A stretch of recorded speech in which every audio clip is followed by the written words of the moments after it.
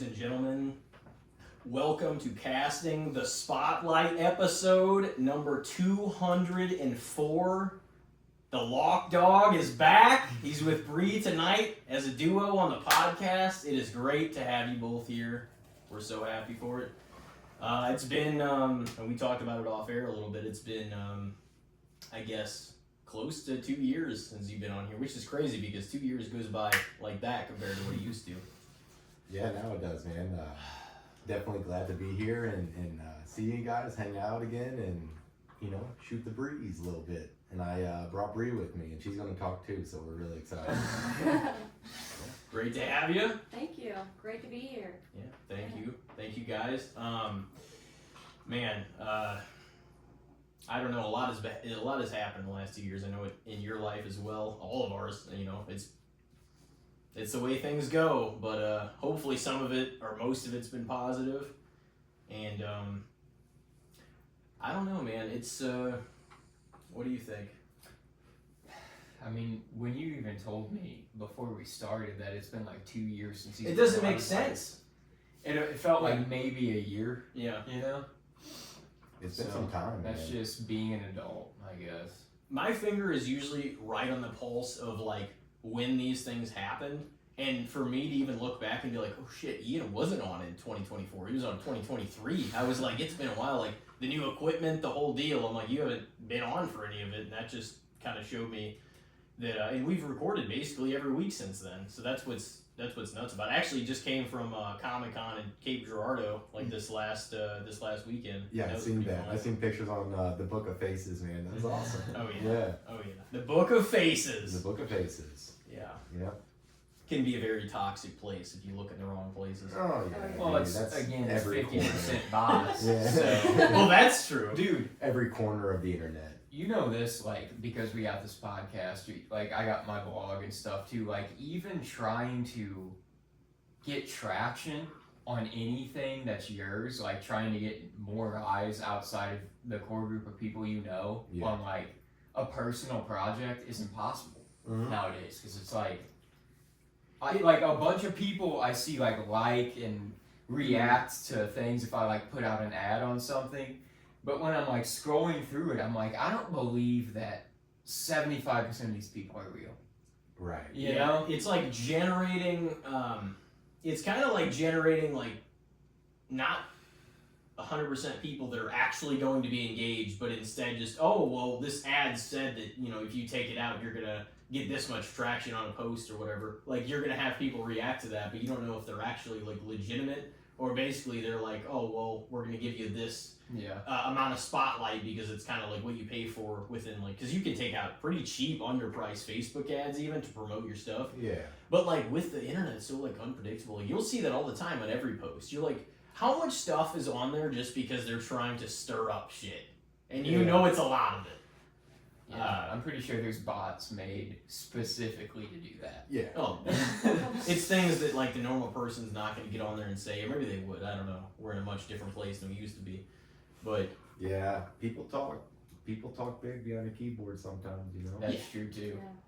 Keyboard warrior is not a new term. You don't want to catch me on the playground with the keyboard, buddy. with the keyboard. Oh, my favorite instrument, the keyboard. So things might not get physical. I'll Things type it away. Things won't get physical, but I do have carpal tunnel, buddy.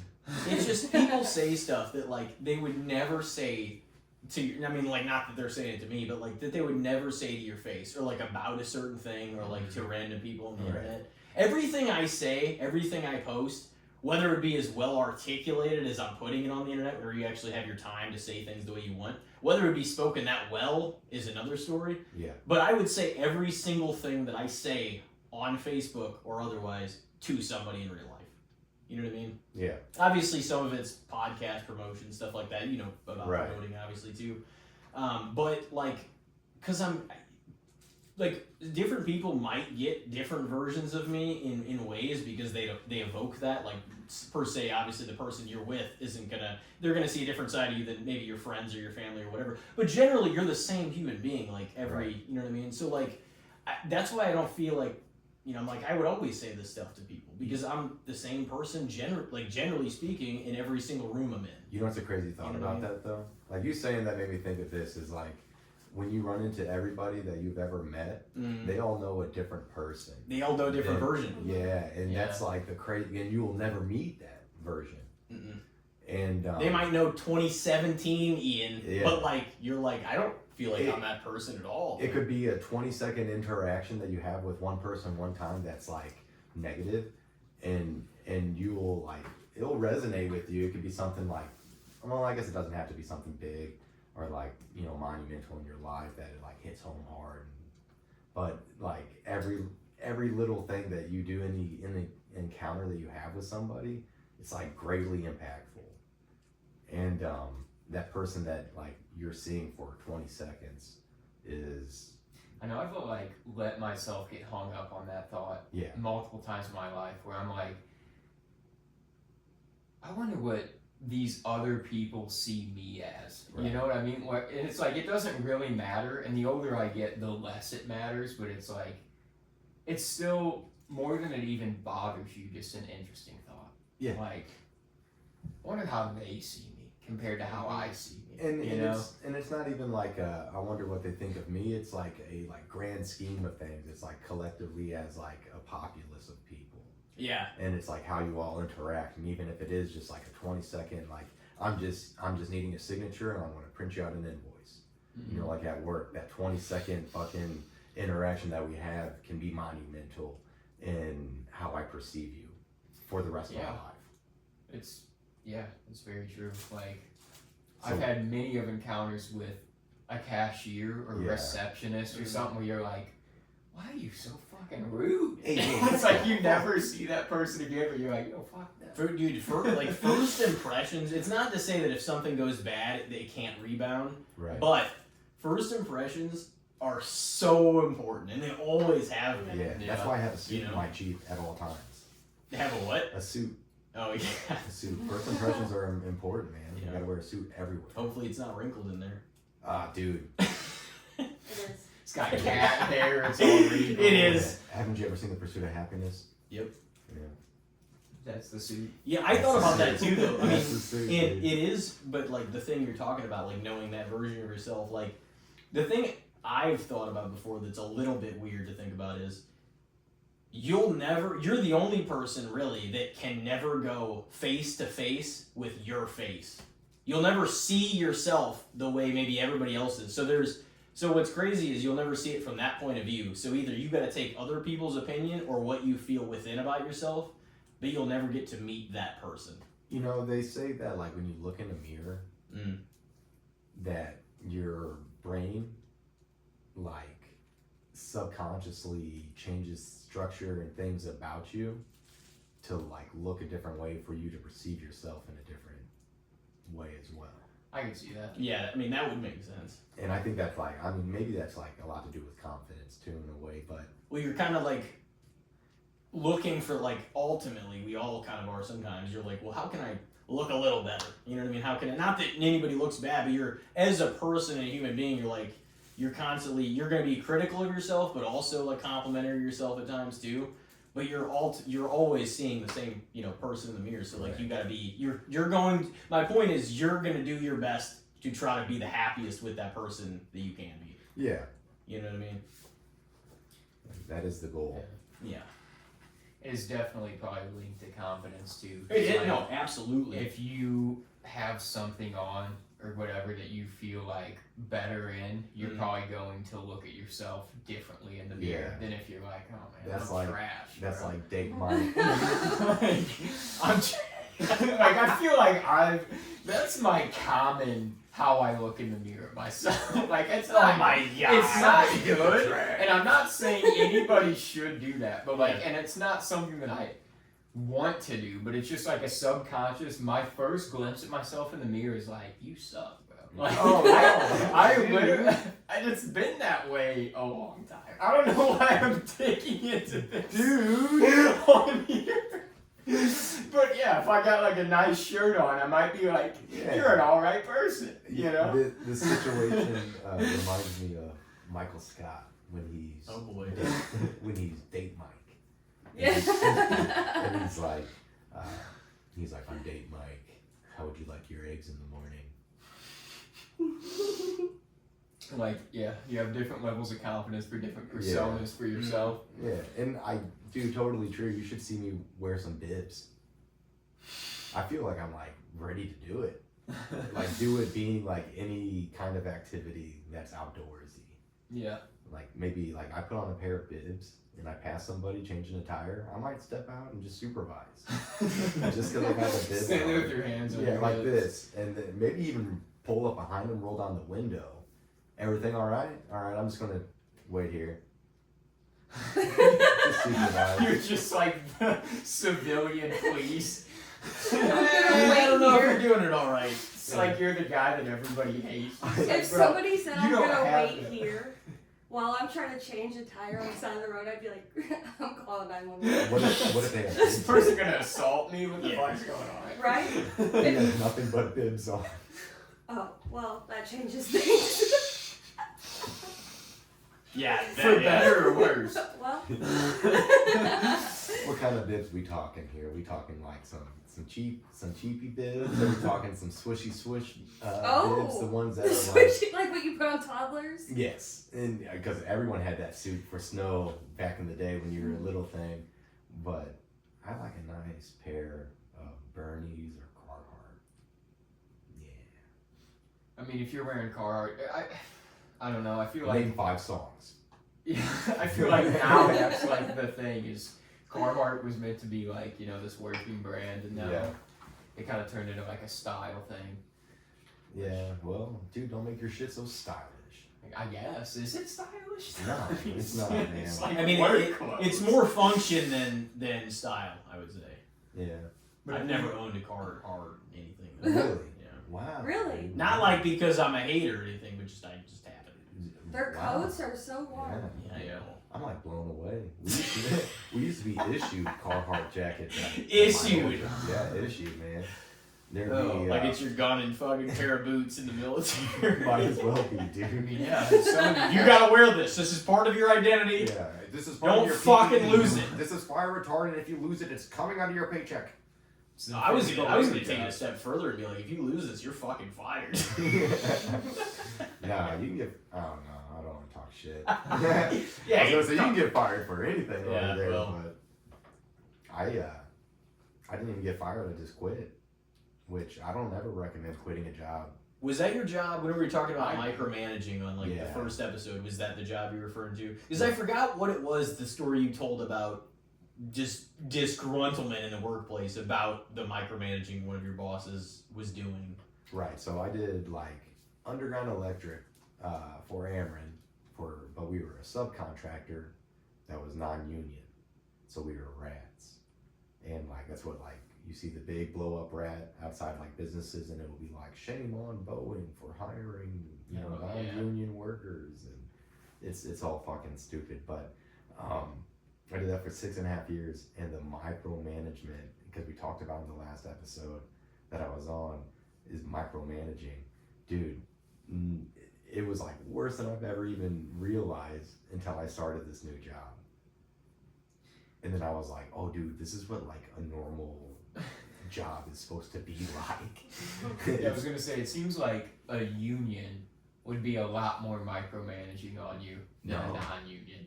No, dude, I mean, this is my first ever, because I'm in a union now. Mm-hmm. And this is my first ever like, interaction or encounter with like working union, and they take care of you from what I Oh understand. yeah, Like, I mean, dude, yeah, that's what the people say about them. Is it's like there's always the kind of like people poke fun at union workers because it's like, oh look, it's like 4 guys standing around holding a Union clipboard, style. and then there's one guy digging the hole. Like That's that union. must be the new guy. That's you know? union, dude. Yeah. But yeah, it's like you get good breaks. It's usually like there's a lot more like you get good pension and stuff. Like unions You're protected, look after like, you a lot more. The thing is like whenever I think of the word micromanaged, and like you said, maybe it would be more micromanaged, but I mean I don't actually know. But the thing is whenever I think of that word, I literally think you're not being entrusted to do your job the way you were trained to do it. Yeah. You know what I mean? You Right. should, because like I am not going to want to do a good job for somebody that doesn't trust me, even though they train me or somebody under them. You know what I'm saying? Like I'm gonna be like, what the fuck are you looking over my shoulder for? I'm supposed to do something. I'm gonna probably fumble this job or this task worse because you're looking over my shoulder than if I was felt trusted to do it myself. You know what I mean? And then that's the thing, it's like every step of the way too, it's like, well, why'd you do it like this? Well, then why didn't you do it like this? Well, you should have done it like this. Well, instead of doing it like that, you need to do it like this. And then it's like every task of every day, of every week, of every month, of every year for a company like that. That would make me go crazy. It burns you out, dude. It would make like I couldn't. Good I money. couldn't handle that. Good I mean, money, like, long not- hours, yeah. but fuck, man. It just makes you, like, I don't ever want to, But I thought you said you weren't that micromanaged. Well, you were at that job. at that job, yeah. So I did like 6.5 years for this electric company. And it wasn't a nightmare. It was really good. And like I'll transition into it too. But it was just, you find out that it's like, oh dude, every step of my like waking moment was micromanaged there. It's just, It was segmented and you can't, like, basically nothing that's not permissible by us you can do. right. Everything has to be basically go through a filter. And then you got to call somebody. Yeah. It felt like every 20 minutes. And then it got to a point where it's like, dude, we're digging fucking holes here, dude. You know, like, why am I calling a supervisor to wait for your supervisor to call your project manager to get a hold of my foreman to let me know if I can dig or not? It's way That's too many people. it's to just go like through. whenever you're trying to like cancel a fucking your phone plan or whatever, they're like, well, let's put you in line with somebody else. Yeah, we're gonna have to call the Yeah. higher ups. I didn't call this person to have 6 more calls. I wanted to No. just fulfill what I was trying to do here. That's it. That's done on purpose so you don't cancel. You know, they make Yeah, it as they're hard as possible. fuckers for that. But I will tell you, the company that I did, that I just left and worked for, the insurance was really good and it paid for a 41-day stay in rehab. That's nice. Yeah, So that's pretty nice. that's good. man. It's nice whenever companies do actually care about their employees, I would say. Yeah, and I tried to stick it out when I got back, but then I kind of was like sober and realized, like, oh, dude, this is also like attributing to my drinking here. Like, You know, I like- hate this Like, job. I hate my job, I hate me, I hate everything. Yeah. I think that first podcast, you were in that place where you're just kind of like, and that was, I guess that was 3.5 years ago. Mm-hmm. Was your first one. It wasn't long after I moved, you know, whenever I was living with my grandpa for a while. But it was very, you seemed like kind of you were in the stage of like at least kind of getting stuff out of your system or just, you know, disgruntled with what was going on, you know. Disgruntled for sure, man. But yeah, that was whenever the micromanaging conversation happened and you were very, you just did not, you didn't seem happy with it. Man. Then we had a fucking guy that would tell you it should only take 5 minutes. And it's like every task should only take 5 minutes. Yeah, because every human being is the same. you That's know? why I feel like Yeah. physical labor jobs in general, like, they have a hard time keeping people because the people that train people are just dicks about it. It's like, you don't gotta be an asshole. Just Yeah. show me how to do the shit Yeah. and I'll do it. Yeah. But I was like- lucky enough to have a very good trainer Yeah. in my field. It makes it and really it helped. It definitely does. That's if you have somebody that like doesn't make you feel like you're an idiot for learning, Yeah. you're more willing to stick around. Oh yeah. I think definitely. it makes or breaks you right away. I think that's like the most, in like people that like own companies and hire people and all that, they should know, right? Like that's like how you would keep someone in the first, because like you determine whether or not you're going to stay at a place within your training period. Yeah. It's not like like the place I'm at now. It's not like I was being trained and I was like, well, maybe I'll do it for a little bit and then I'll actively look for something else. It's not like Yeah. that. It's Unless that was part of the plan. Like, oh, in 3 months I'll do this. right. Yeah. Well, when I was training, I was like, no, I like this, and I know I like this, and this is what I'm gonna do now, and so it's, Yeah. but they gotta know in the first 2 weeks it's determined. I want to see like the actual Well, like, just to see data the on that. landscape of how the Yeah. place is run, too, and like what your coworkers are going to be like and stuff like that. Really is a big part of it. Is the Yeah. environment of what you're going The to be environment working in. of the hell fucking storm that you're going to be showing up to every day. Yeah, 'cause it's like it's work. Nobody really wants to be there. So if you could make it the least miserable as possible, Yeah. Oh, dude. then I'm that's- more likely to stick around. You said you had a positive experience with who was training you. Yeah. Yeah. Yeah. Tell us about that. Whenever I first started painting, Mhm. I had a trainer that basically just took me in and taught me everything. I went to Rankin for 2 years and didn't learn a whole lot, but my mom really wanted me to have a diploma of some sort, so I got my associate's degree in auto body, and so I wanted to be a painter, and that's what I did. And this guy like kind of just taught me everything, and you know, but he was also really good in the way that like if I did something wrong, he would just come up and like rip my tape off. Like if I was like taping up a car and it was wrong, he would rip it off. He'd be like, "That's wrong, do it again." And like at the time, I remember like it would hurt my feelings and like upset me, but now I'm very appreciative of it because now I can like, I'm like, yeah, that's wrong. You know what I mean? Like you Yeah. kind of learn in that way too. Well, and you'd rather learn from somebody that's efficient and maybe a little bit, particular. Yeah, definitely. It Kind makes you of, it, better. But yeah. I respected him, so Yeah. like it made that kind of stuff like not as bad. It mostly hurt my feelings because I let him down. Realistically, you know what I mean? Because like Yeah. I respected him, and he was a fantastic painter. So you know. It's kind of like a mentor. You're like, damn. That because Yeah. then as the Young student grad. is And like now he calls me Yeah. his prodigy, and I love that. and like as like the student, anytime I feel like that's the case, you're like, well, I'm gonna try to basically earn this person's respect or like do it the way they taught me and to the best of my ability. You know what I mean? Yeah. You feel whenever you actually feel like I feel like that respect is there. That's the case. Yeah. You know. Mm. Yeah, it's like being on the other side of that too, when you have to train somebody on a job. It's Yeah. like Yeah. On the job nobody ever wants to do that. Mm-mm. It's always Oh, I like love it. throwing a I do wrench too. into your day. No I way, hate I that. love I it. like Well, it. it always depends It's- on what it is too. So like I trained like a lot of people on running drills because I was like I can run a drill pretty good, man. You know, I've done it for so long and got efficient at it. Knew my equipment really well. I got really well. Wouldn't say great, but good enough.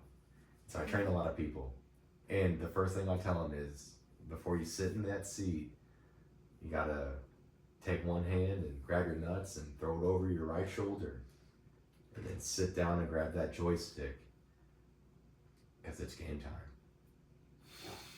Yeah, I swear, I'll tell them all that. It would be grown men. It would be grown men, and I'd be like, you gotta take your nuts, throw them over your shoulder, sit in that seat, grab that joystick, and it's game time. So you liked it because you got to recite that. See, but that kind of Yeah. trainer makes you Yeah. stick around. No, You know I- what I mean? I- You're like, yeah. this guy's a good. No, they. I think there was like maybe 2 people that I taught that actually ended up staying.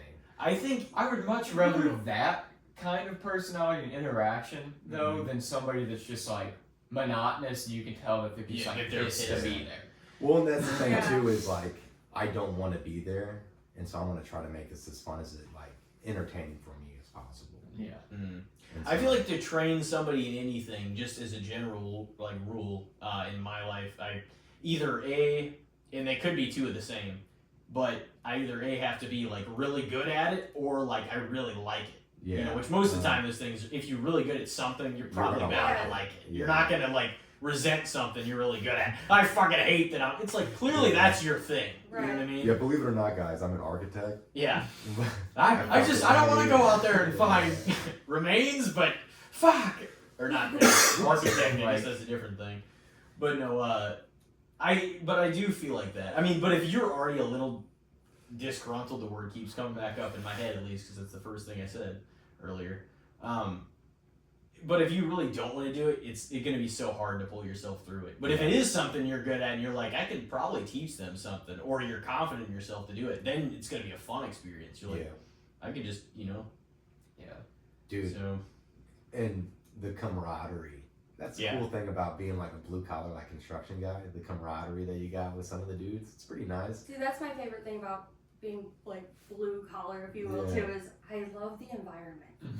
And I love throwing people off because I'm a girl and I don't get offended.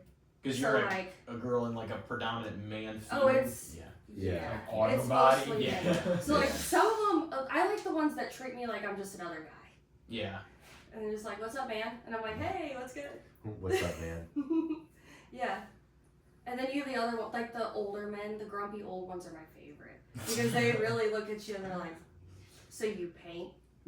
Shouldn't you be making sandwiches somewhere? I'm like, you know Oh what? my god. Not literally, but Yeah, like, yeah, yeah. you get what I'm saying. Yeah. Like, yeah. It's the vibe you get You know, that's from them.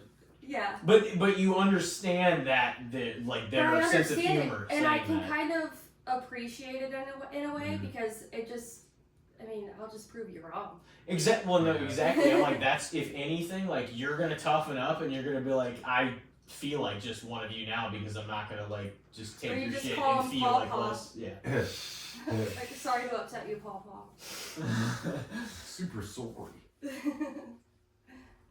Yeah, the old men, man, they're a trip. But they At always have every snacks. job. They always have snacks. Snacks? Oh, hell yeah, they do. Old men are prepared. Old Yeah. They've been on the job a long time. They've seen some.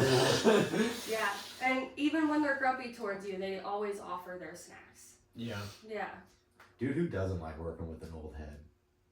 I love it. Depends on the old head. Yeah, that's You know? true too. I like even the ones that are like, yikes. Like, what are you doing here, dude? You know?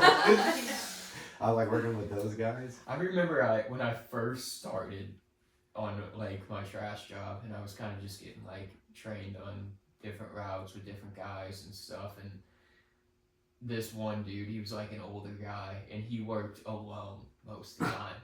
And they're like, we're gonna send you with this guy. And you're like, oh no, please don't. And he, like, as soon as I got in the truck, he's like, 2 things you need to know. I'm gonna listen to conservative talk radio all day, conservative political radio all day.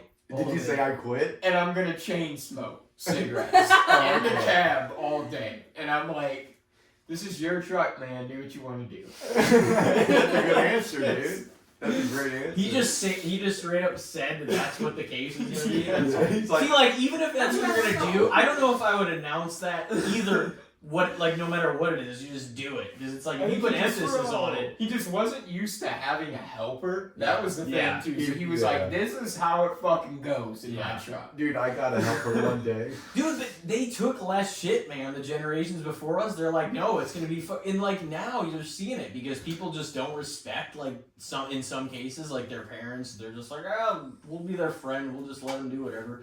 There needs to be some fucking guideline in the world. Like, there can't just be fucking anarchy. Dude, that's why everyone should work fast food for at least a year. Dude, Oh, yeah. we You talked have about this in the last Yeah. episode. Like, really? it I think was, it's important. it was no, like, Everybody they needs to work fucking nickel and dime you too, but like, you learn to just work fast and take shit for The whole fucking time. pennies. Yeah, it's all, sometimes It, like, you're but it hey, makes am I you- paying to work here? Yeah, Dude, it Yeah. seems like it's costing me money to come yeah. here. Or And I'm like, getting yelled at. part of your fucking sanity. You're like, fuck. Like, I've never been anywhere that you have to move that quick for that little and be treated Yeah. like that. Like it's shit, dude.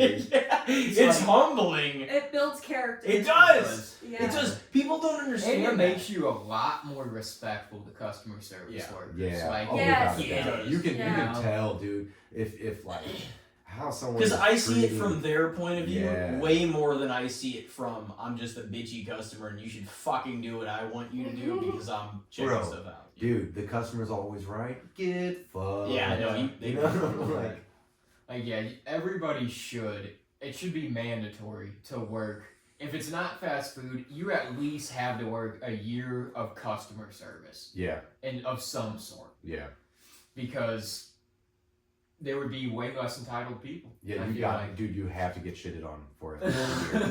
Yeah. Especially like when you're just trying to figure it out, dude. You would be like fucking 17, working at a fast food joint with like people that this is their career, and you're like, I'm just trying to figure Yeah. it out, man. Like the old lady that's like Yeah. the Yeah. higher up manager. It's Yeah, been the like, I've been GM. here 30 years. The GM who has the pins on the hat that's like, oh, dude, fuck you. I've been here 30 years. I know this White Castle better than anybody.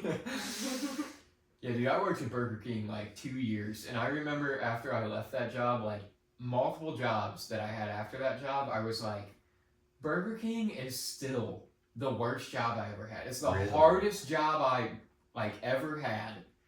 It's the hardest I worked for the littlest amount of money. Yeah. Really? Like I still respect that job because Yeah. I'm like, Damn, what that the heck you job doing at Burger King? sucked, bro. Closing was the worst fucking thing. You Yeah. had to break everything down. You had to get up Yeah. under the broiler Arby's. while it was Arby's. still shooting I went to flames Cracker up Barrel. and just Dude, scrub I it. worked at a White Castle. See, fast Yeah. food, we all So did it. we Yeah, never see, closed. So you there was no get closing. fucking punched in the mouth metaphorically. You're like, fuck, like public are dicks, and like Dude, people that's- bullshit. you- I've cried Dude. a few times.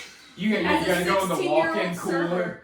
Yes, You yes. were a server there at Cracker Barrel. I was when I was 16, and then I learned a lot of life lessons there, though. Like, Yeah. you know, you go in the cooler to get out the whipped cream to make somebody's hot chocolate beautiful, Mm-hmm. and there's no like compression, and I'm like, what's going on? Like, why is this whipped cream running?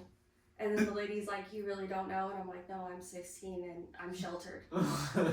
And they're like, oh, honey. And Do then you they guys walk know? away. Oh, you don't get it either. Do you know why the whipped cream would be running Yeah. instead of? And that was a life Instead of- lesson that I learned. Whippets. Yeah, nitrous oxide. Yes. Yeah, Yeah. okay. Yeah. I I was didn't just know guessing. that. I was guessing that because of whippets. I'm not gonna Yeah. lie. Have you ever Yeah. have you ever done Not that? revealing Oh, anything. fuck. See, I never have. And I learned what it was Yeah. at Cracker Barrel at 16, you know, and I'm like, huh, how does one get air out of here? Whippets are lame. Dude, whippets are the best I don't for like that. 30 seconds. I don't like It it. might be less than that, to be honest. Oh, I actually tried something new yesterday. Yeah. Smelling salt. That was awful. I like Yeah, I've that. never actually had a You smelling do? salt. I don't think. Like, I would love to I did try not some. like it. That. It made me feel so powerful Yeah. for like 30 seconds, and then I was like, wow. Yeah, I would love a smelling salt. No. Just You to, would love it. just to Oh. hold it and crack it open and then get on with your life. Did you ever see, like, Theo on Rogan? Whenever, like, because Rogan was pranking people with the smelling salts for a while. I would Like, like here, that. try this out. And, like, Theo did it. And And he's he like, was I'm like, gonna come back for another. and it, like, you could tell it pained him. And, like, 20 minutes later, he's like, you got that? Where's that at? Let me hit that. And Yeah. people are like, that's the addict. It smells like bleach. It's true. Are they different scents? No. I don't know. I've A never lot even of had it. pneumonia. Yeah, it smells like bleach. Yeah. Yeah. And Just you see clear like out, hockey yeah. players just Football players too. Yeah. I mean, you can still do it. I think if you bring it yourself, but they banned it in the NFL. Like the NFLPA did, where teams can't provide it for players. Now players have to get it themselves. I guess. whatever. Yeah, it's like. Bro, they're millionaires. You don't think if they Yeah. want to do smelling salts, What's- they're not going to have it on the Right. sideline? What's crazier, seeing a professional athlete hit a smelling salt, or seeing a professional athlete eat a packet of mustard by itself? Who did that? Well, you gotta answer first. I'll tell you. What's worse? I mean, what's more crazy? I would say. Which the- would you rather? Well, no, because I'll watch the mustard thing again. I was gonna say the mustard thing is probably the more off the wall thing, because Yeah. I've seen Yeah. athletes. Dude, it do was a smelling salt. pack of mustard, just like a rip, and then Like one of the fast food little Yeah. packs? a little pack. Just Eat it? Yeah. I mean, that's not that much mustard. Like, it's kind of, it's not, Yeah, it's not that. like a mouthful. Yeah. I mean, I mean, it's, it I'm is not kinda saying fun. I would want to do it, but like, it's not like, it's not gonna kill me if I was. No, to oh eat it. no, and that's not what I'm getting at. I just Oh. think it's so strange Oh, to yeah. like just eat a pack of mustard, like be a professional athlete on the bench and be like, "Hey, where's my mustard packet?" Yeah, because it's like, why would you need that? That was That's Vladimir yeah. Tarasenko would fucking crush mustard on the bench. Really? You're the Yeah, hockey he was boy. against- You love Yeah, hockey. I do. Yeah. Hockey is very nice. You know, she took my dad and I to a game. I did. Really? Yeah, Blackhawk game. A lot of fun. Yeah, it was a lot of fun. It was a high scoring game.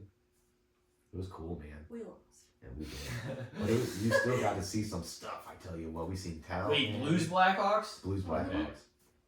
Whenever you said Blackhawk game, I thought in Chicago. No. Okay. No. Dude, I still have never been to Chicago. I've been there once for the St. Patty's Day parade where they dye it Turn green green, and all that yeah. shit. That was fucking dope. I have some like pictures. They don't even really look real because we're against like the skyscrapers and like some of the buildings and stuff, and then the green like lake or river, however you want to say it, is right there. And it's just like it doesn't even look like a real background. But I was like, I saw that in so many things, like just pieces of content and films and Yeah. shows and stuff like that too over the years, and I was like, that sounds really fucking cool. Speaking of 2019, that's where we went, Yeah. and I don't know. I thought it was just really cool, but at some point, I'm sure I'll like go back and just there's a lot of places. Speaking of that, though, even Chicago or anywhere, I'm like, there's so many places, even in this country, that I would still love to visit. You ever The been to one Wyoming? region, no, but it looks beautiful there.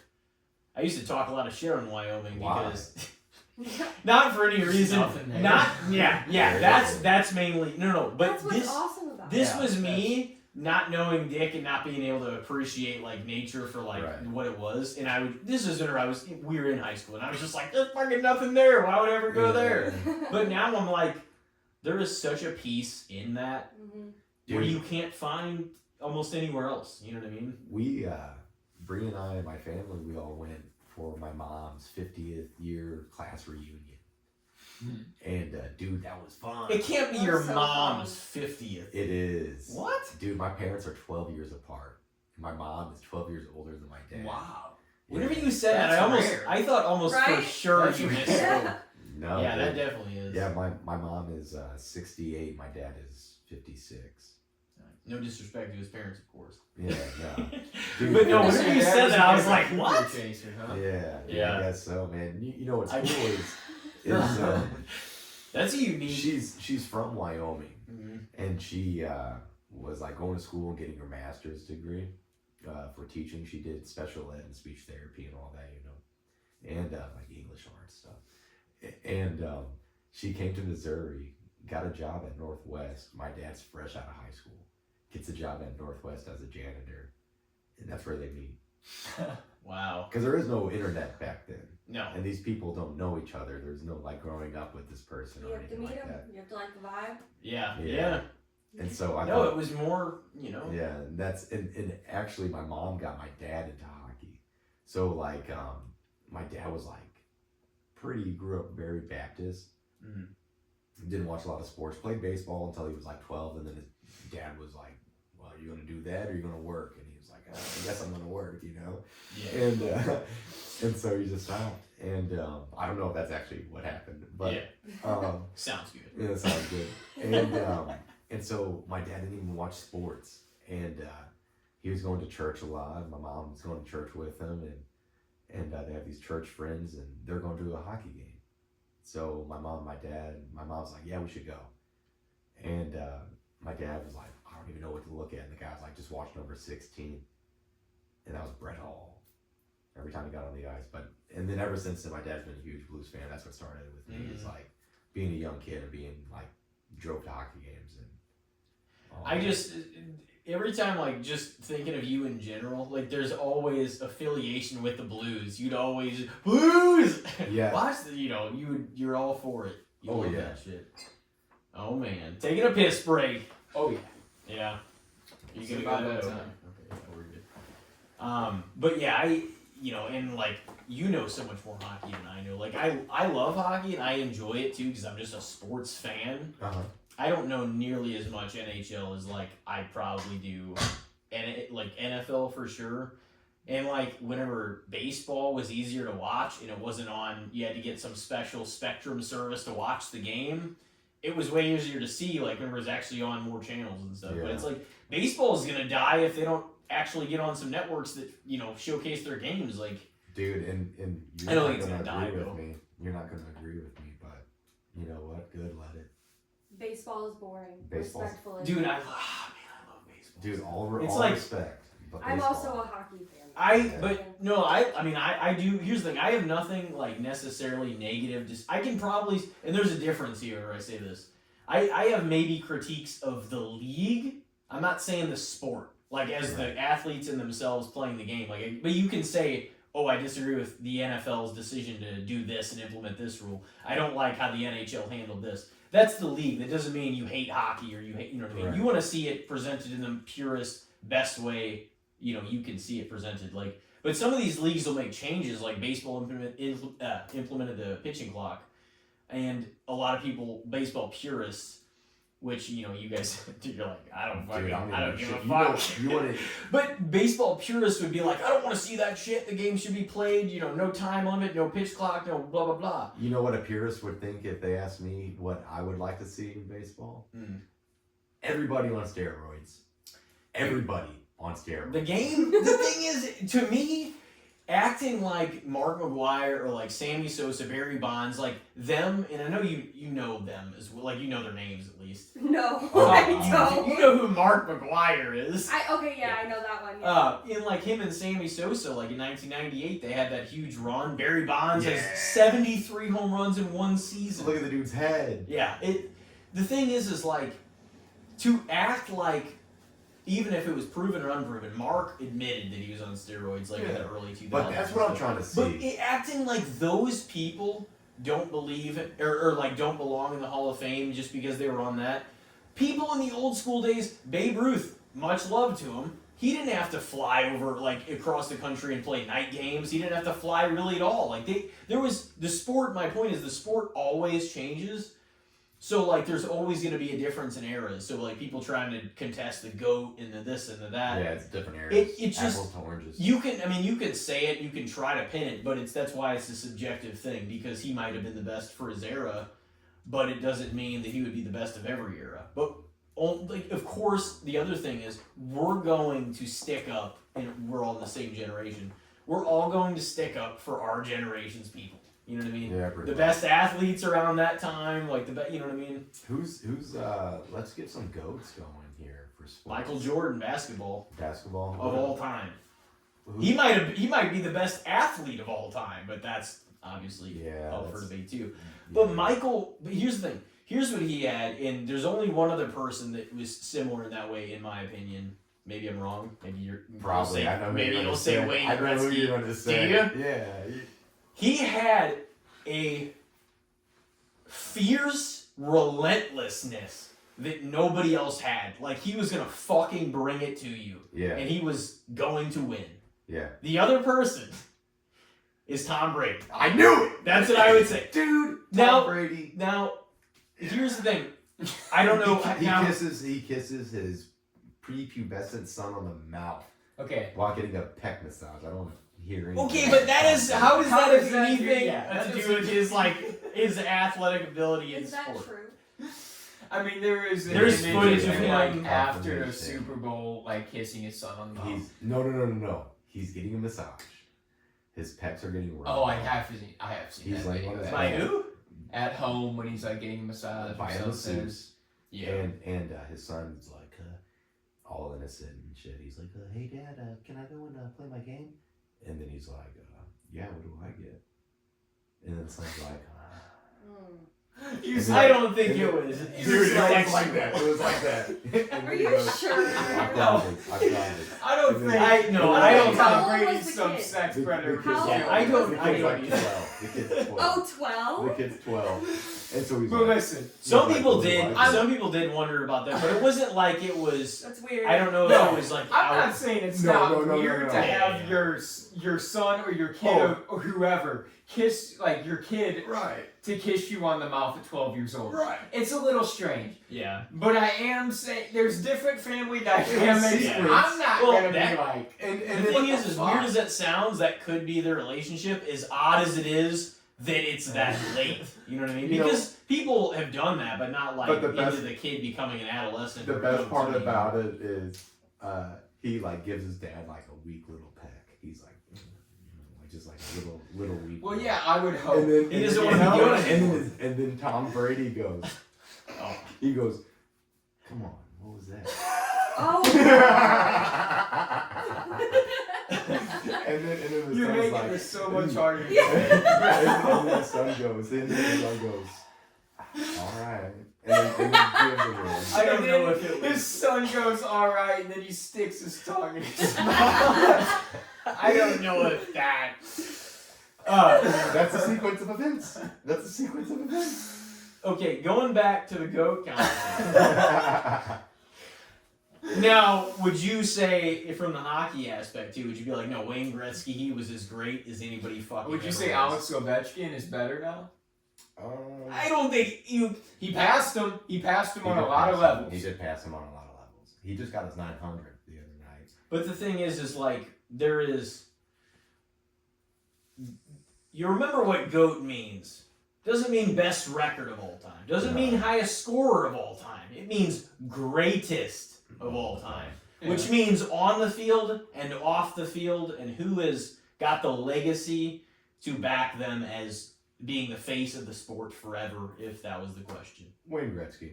That's what exactly. Although Michael Jordan. It would be cool to, like, some kids probably have a different view of it, but it would be cool to, like, see the chrome visor Ovi as, like, the face of hockey. That's pretty cool. The chrome visor. Because if we were just going by best or best record, whenever you say greatest, most people will be like, Muhammad Ali he's the greatest boxer of all time. But if you want to look at record, it's for sure not the case. No, but And that's the thing though. You know what I mean? I don't like Mayweather. Yeah, and that's the guy that you would say. But yeah, it's like Muhammad Ali, the influence. It But boils that's down to that, why the it's different. influence and what he did for the sport. Best is more numerical related, and greatest is more character Yeah. driven in a lot of ways. See, and That's what I would say. I liked Mike Tyson. So like He's a killer. if there was anybody to, like, if someone were to ask me who's the greatest of all time for you for boxing, it'd be Mike Tyson. And the reason why it would be Mike Tyson is because he's Iron Mike. He's fucking awesome. Youngest heavyweight champion of the world, you know, all that cool stuff. But he got me to watch boxing. Yeah. And he got me to look up right hook to the body, right uppercut, Mike Tyson highlights. I don't do that with anybody else. And then if I'm watching basketball, I watch like Larry Bird or Michael Jordan, and then like highlights. And they got me to watch the game and appreciate the game. And then hockey though, Wayne Gretzky's the GOAT. Yeah. But I never even really watched him play. You know, it's not, for me, it would be probably somebody else. Yeah, I feel like For your, I was going to say for your a personal or generation, I guess, in a way. I really like that Jake Neighbors guy right now. But you acknowledge, considering every element of it, you know, legacy on the, on the ice, right, on and off. everything, his records, his influence, and influence is a big part of it too, not just like record and, most everybody undisputedly would say that. You know what I mean? It would be Muhammad Ali, Tom Brady, Michael Jordan, Wayne Gretzky, Babe Ruth. Babe Ruth, probably, yeah. And, there's names that I feel like it's going to take a lot of convincing and time Right. for anybody to accept a different answer. Yeah. You know what I mean? And it should, because some of these people influenced it and were part of the growth of their respective league more than anybody even possibly can be now. Yeah. You know what I mean? Because now it's built. Now they're all built up. Who's your GOAT of golf? Tiger Woods, yeah. Do you have a GOAT of golf? I know nothing about golf. See, that's kind of. See, I'm not gonna sit here and act like I know a damn thing about No, golf. I don't either. No. So like, But I just do have from a- an He's the one that outsider's, changed. an outsider's view looking in, it's Yeah. gotta be Tiger It's Woods. Tiger because Here's the thing, too. He The changed it. ratings were absolutely shit compared to when Tiger arrived on the scene. They were not. Golf didn't get. And this is fact. That Yeah. nobody tuned in the numbers that they do once he arrived on the scene. Like it wasn't close. It wasn't like the NBA, as popular as it is globally now. When Michael Jordan was there, week to week, game to game, it was double what it is right now, if Yeah. not triple. After he retired, this is a fact. After he retired, all of the NBA viewership went down by 50% Holy fuck. 50% people are like, Michael's not playing, I don't really give a fuck. Yeah.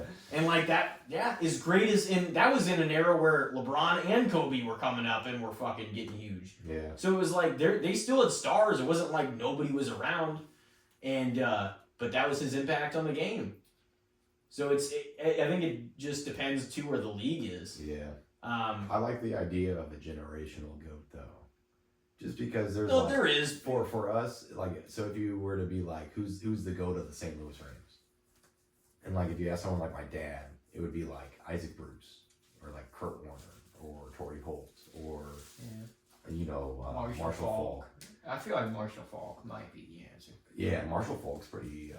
A lot of people see Kurt Warner as a hero though for like what the hell Kurt, he did. it's Kurt or it's Marshall. Yeah. I feel like there's no other. Kurt, answer like, because you can't even think of the St. Louis Rams without thinking of, well, I guess both of them really, but the especially on turf. Yeah, in Kurt Warner, because like what he did going undrafted, winning a Super Bowl and having that dominating of a season. Was the backup. He was the backup. That's insane. Dude, the guy he worked at a grocery store. Worked at like Schnucks or something bad. A year and a half before he was. He was a guy's guy.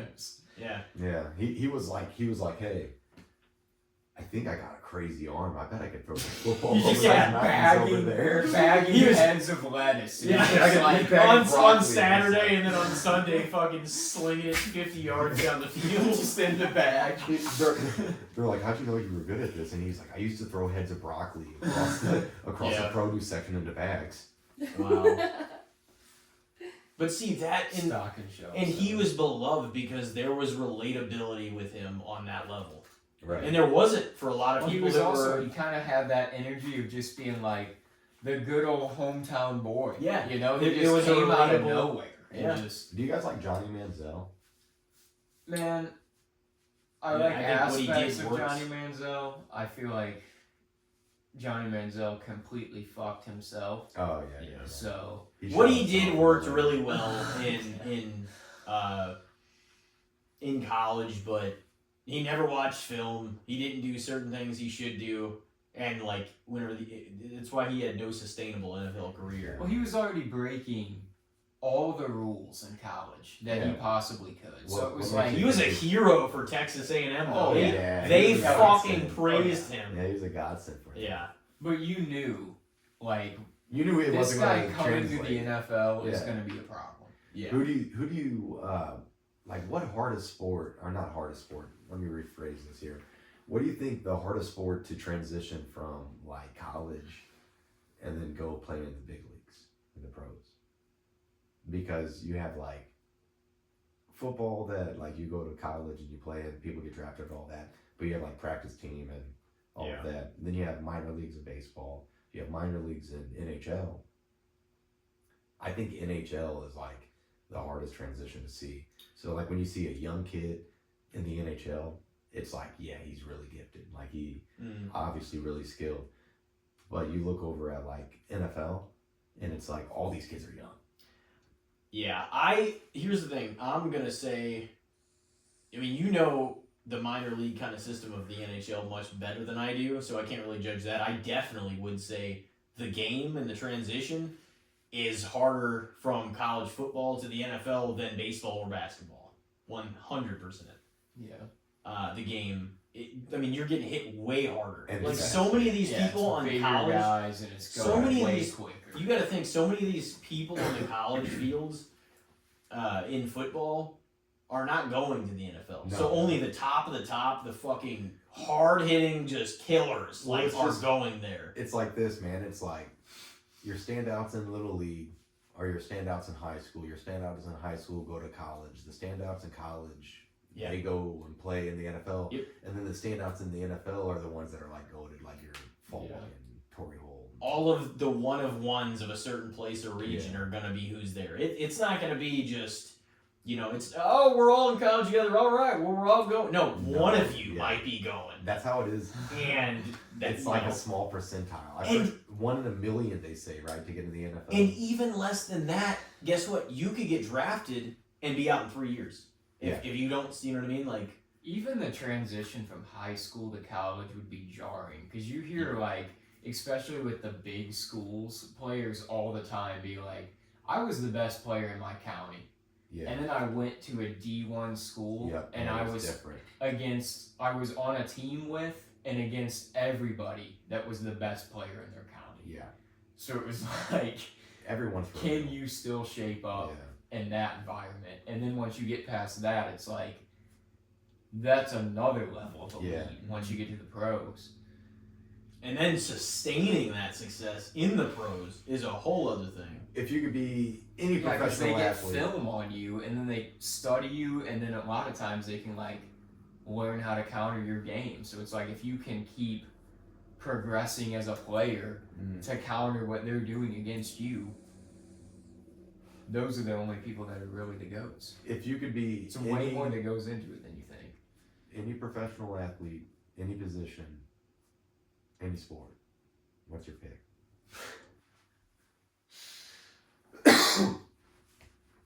And you excel at it. What's yours? Dude, I'm probably like a field goal kicker. Like, Just so that no damage on like the body. like a tried and true, maybe Adam a tackle, Vinatieri. maybe a tackle once in a 20-year fucking go. You know, just kicking field goals, baby. That's all I do. I just kick those field goals, get out there, da da da. If you could live one athlete's life from any era, have their career and their life, who would it be? Oh, damn. I think I got a really good one. So I want to hear someone else's first. Mine is a basketball player, though. I'll say that. That is a tough That's question. a tough Dude, Yeah. Dennis Rodman. Dude, straight up, bro. guy had an absurd Dude, he had a- Oh, he had a Wow. great time though. Yeah. He I mean, he won 3 of those with Jordan. So Yeah. To be like just the side that you don't see of the person has got to be absolutely bananas. that dude, if you watch The Last Dance, did you Nope. watch The Last Dance? No, it's really, really good on Michael Jordan and the Yeah. 97, 98 Bulls. But they go into everybody else's backstory on it.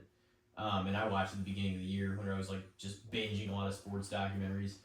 And Rodman, like, he just did whatever the fuck he wanted, like, a lot of the time. But he always showed up on time. But he would go out partying, like he was just known for, you know, living that lifestyle. It would either be him or Gronk. I remember seeing just partying it up. I remember seeing Shaquille O'Neal, a Shaq like quote about Rodman. He's like, dude, this dude would just smell like shit, like from all the drugs and drinking and all the shit that he would do. Sweating it He's out. like, but either way, he's like the next night or later the night after he played the game and stuff, he would have like 2 of the baddest girls you've ever seen on the side of his arms, just going like wherever. And he's just like, I don't know how the hell he did it. This dude had terrible hygiene. I mean, he was probably sweating out all the freaking drugs he was doing all the time too. Hell yeah. He showed up on pro wrestling, WCW Nitro in like 1997 when he was supposed to be like smoking cigars. yeah, and smoking shit. cigars with Hulk Hogan, Eric Bischoff, and Bret Hart. And he was supposed to be like getting ready for like a finals game. Yeah, it's like the fucking- playoffs at the time. He was just going out and doing his own thing. He's He like, asked, I'm gonna go out and do my own thing. he asked, yeah, he I'm asked, gonna smoke this cigar a little bit and maybe watch a little bit of wrestling Nitro. oh dude, he would be whacking like Macho Man with steel chairs and shit like that. It's like, Rodman, you don't even know. They would have to sign all kinds of legal shit to do that now. Yeah, Like, there's yeah. no way. Yeah, that's because of him. Yeah. Well, Smack I mean, him it's- hard. but a lot of people would, yeah, I was going to say, a lot of people would just go over it. Karl Malone came over too. Karl Malone, that guy's a problem. That guy, he had some Dude, I don't know who that is. The mailman? The postman? Was it the postman or the mailman? What was his nickname? It was one of the I two. don't even remember, honestly. Yeah. You're going to say that, and they're going to imagine he was driving around a fucking mail truck. That's because he delivered, bro. Yeah. Oh, man. Now, I was thinking for the athlete, though, I don't know why the first one that popped in my head, and I don't even know if this would be my answer, but I was thinking like Derek Jeter. Ooh. Everybody loved him. Yeah. Everybody. He had a good home life growing up. Yeah. Lifelong Yankee. His parents raised him right. He's a hero to one of the biggest cities in the entire world. Yeah. No scandals, no problems. just a beloved figure by pretty much everyone and accepted as one of the best. Yeah, and he's totally like a New York kid, dude. Yeah. He's like the hometown. He's like, hey, fucking, I'm from New York. There's always a Yankee that's He's just like becomes the guy. a Yankee like for life. He's Like the Mickey captain. Mantle was that, you know. Yeah. Even though Babe Ruth didn't But start Mickey there, Mantle had that's- a lot of problems, you know, his own personal demons. He did, That's well, what he I did, but Mickey was so beloved by everybody too, Yeah. and like they always had that. They have that a lot of cities don't. They always had their guy that was a lifelong Yankee. Yeah. They always had that, Yeah. and that's pretty cool because most cities don't have somebody. Certainly not every generation. It's like Aaron. And Aaron Judge is gonna do Dude, that. Yeah, I was gonna say that about. Judge has been slapping the fuck out of home runs, man. He's like Oh, signed a big Aaron contract Judge. there. I thought you were saying Aaron Rodgers. Oh. Yeah. What about Aaron Rodgers? You want to live his life? Well, I don't know. I mean, he's got $300 million in the bank. he does do not a doing lot too of. bad. He No, does I mean, do a I'm lot not of saying good or bad. ayahuasca. No, I know. No, I mean, but that's not that bad. He's an interesting feller, that Aaron Rodgers guy. He is. No, he is. He's Yeah. definitely one of the most interesting like players, regardless of what people. I mean, people also feed into it. So the more posturing they see by social media websites and people blowing up about stuff he said. I mean, should he have kind of bullshitted his like vaccine status, whatever? Because he did.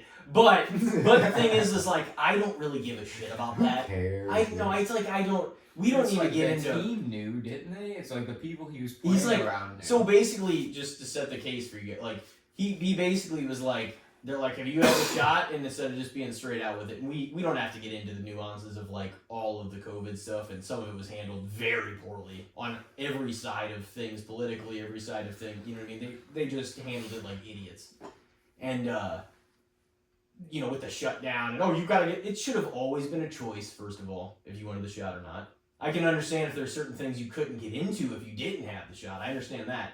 But it should have always been, legally speaking, in your workplace, whatever, your choice to get it or not. You don't have to put anything in your body that somebody tell you. Like, that's a little fucking crazy for somebody to be like, you have to get this and put it in your body. It's like, it's my body. I'm not going to fucking do that if I don't want to. And I put some weird things in my body. Believe me. Everybody has. But the thing is like he going back to Rodgers, he's like they asked him, they're like, well, what's your vaccine status? And he's just like, he just kind of like flirted with acting like he was going to tell him the truth, but he got around it by not answering it directly. And he's like, I'm immunized, you know, blah blah blah. And then he like said the next thing. It was just like like what do you mean? Like you didn't really you answered the question. I mean, that's the answer but not- without saying the answer, Yeah. right? If he No, really but was, he would've said he he said immunized because he didn't actually get the shot. Yeah. Right. Yeah. And so he could be saying, I'm immunized to something else, or I'm immunized. So if you really want to play that game, and I know how that game is played, believe me, answering things differently and being very careful about the way you talk to people if you don't want to reveal the whole truth. Yeah. And that's kind of like what he was doing. And I'm like, but also people were like, oh, he lied and this and that. And like, I think in a lot of times when anything rises to the surface publicly, if you're already looking for a reason, I'm not just sticking up for Rodgers, but like we've seen this again and again. Anytime there's one thing presented about somebody, they will use it against you if they were looking for a reason to turn on you anyway. Yeah. You know what I mean? They'll be like, oh, that's our gotcha thing for you. Yeah. That's how we're gonna pull this person's reputation down. And just the people that did that, just the same people that always loved him still love him. It was the people that were looking for a reason to hate him that were like, no, that was fucked up. Or that It's like, are you kidding me? The stuff we've seen in this world, and you're gonna hate him Leonard for Little saying killed I'm people. immunized? Yeah. Leonard Little killed people Dude, and still play. I just think they're bullshitters and they don't like. I mean, yeah, did he finesse and bullshit that answer for sure? But like, to be honest, Bro, he doesn't have to be honest with the press if he doesn't want to, or even answer. Hey, you know what? I showed her legendary, the GOAT of interviews. I'm just here so I won't get fined. Oh, Marshawn, yeah. Yeah, dude, and that's the way you got to do it, man. You talk to the press like that. They ask you any question, you just say, "Hey, I'm just here so I won't get fined." And he's like, Marshawn is like a cool dude too. Yeah. You can tell like in anything outside of having to talk to the press, he's like the coolest guy. Yeah. Dude, he was in a Drake video. Yeah, it's not even a surprise. He hung out with Bear Grylls. You know, Dude. they went on like a camping expedition. Yeah. He just is down for any adventure, any side quest. Marshawn Lynch is pretty cool, man. Beast mode. I like he's talking to Peyton Manning. He's like, man, you know I had to take a couple of shots for every game. And he was like, shots? Shots of what? And he's like, Henny, man.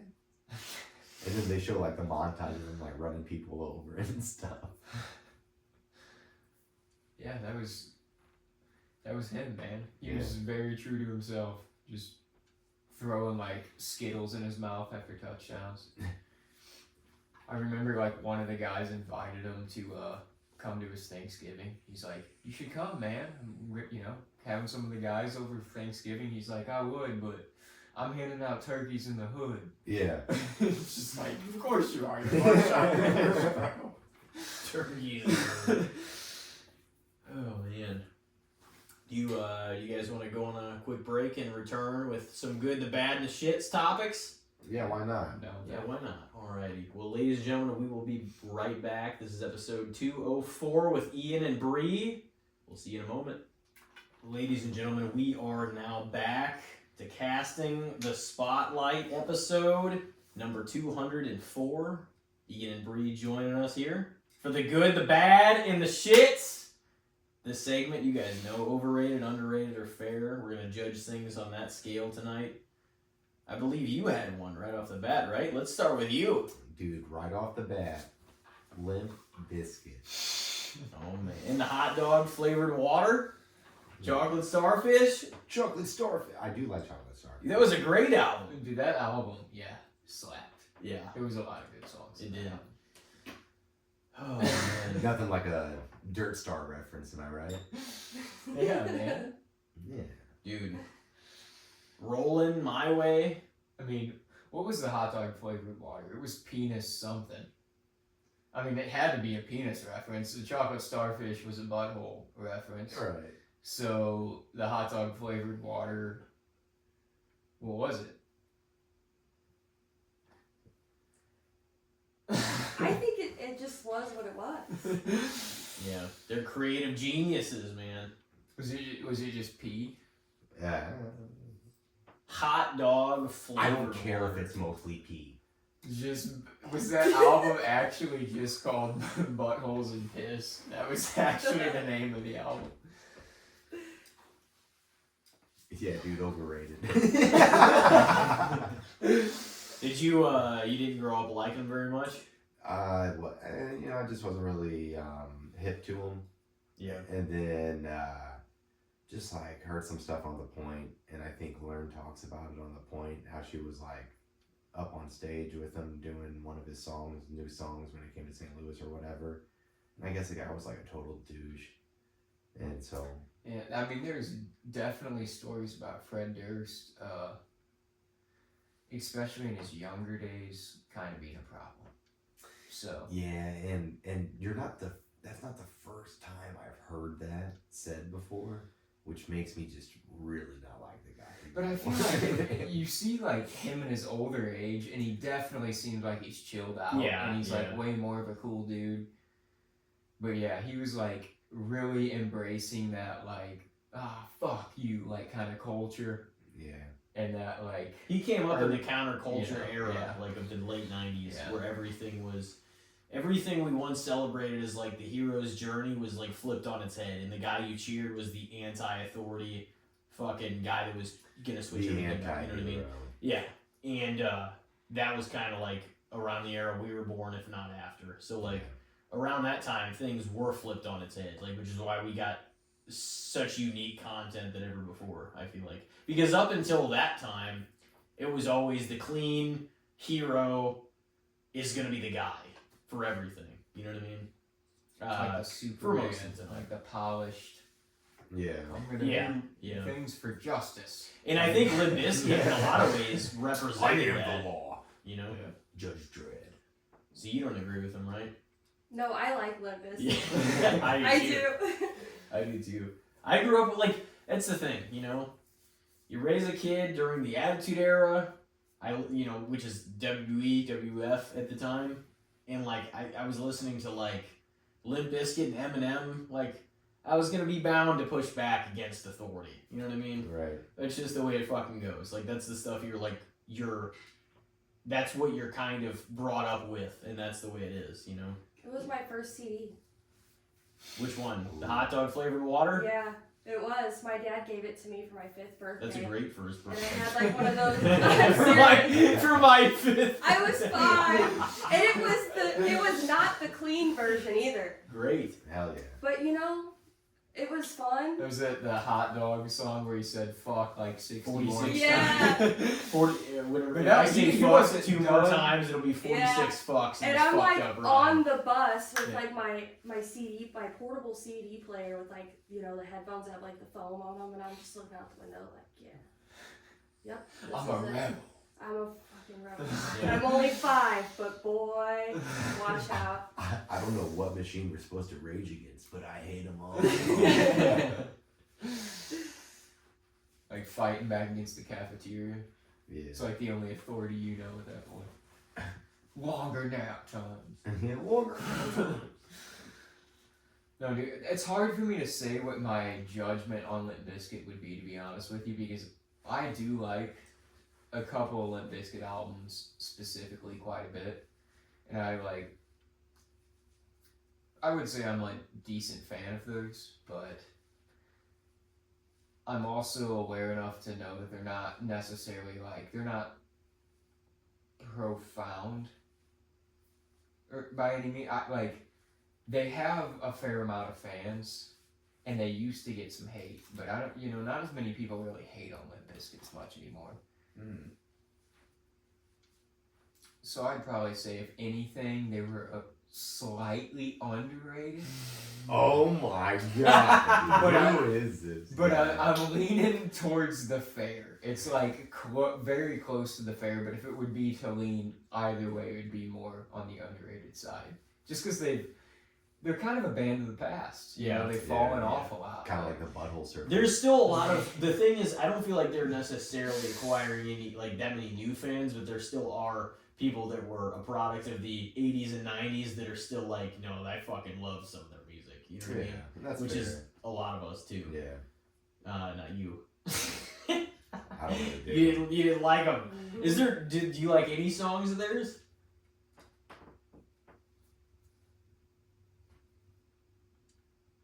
No.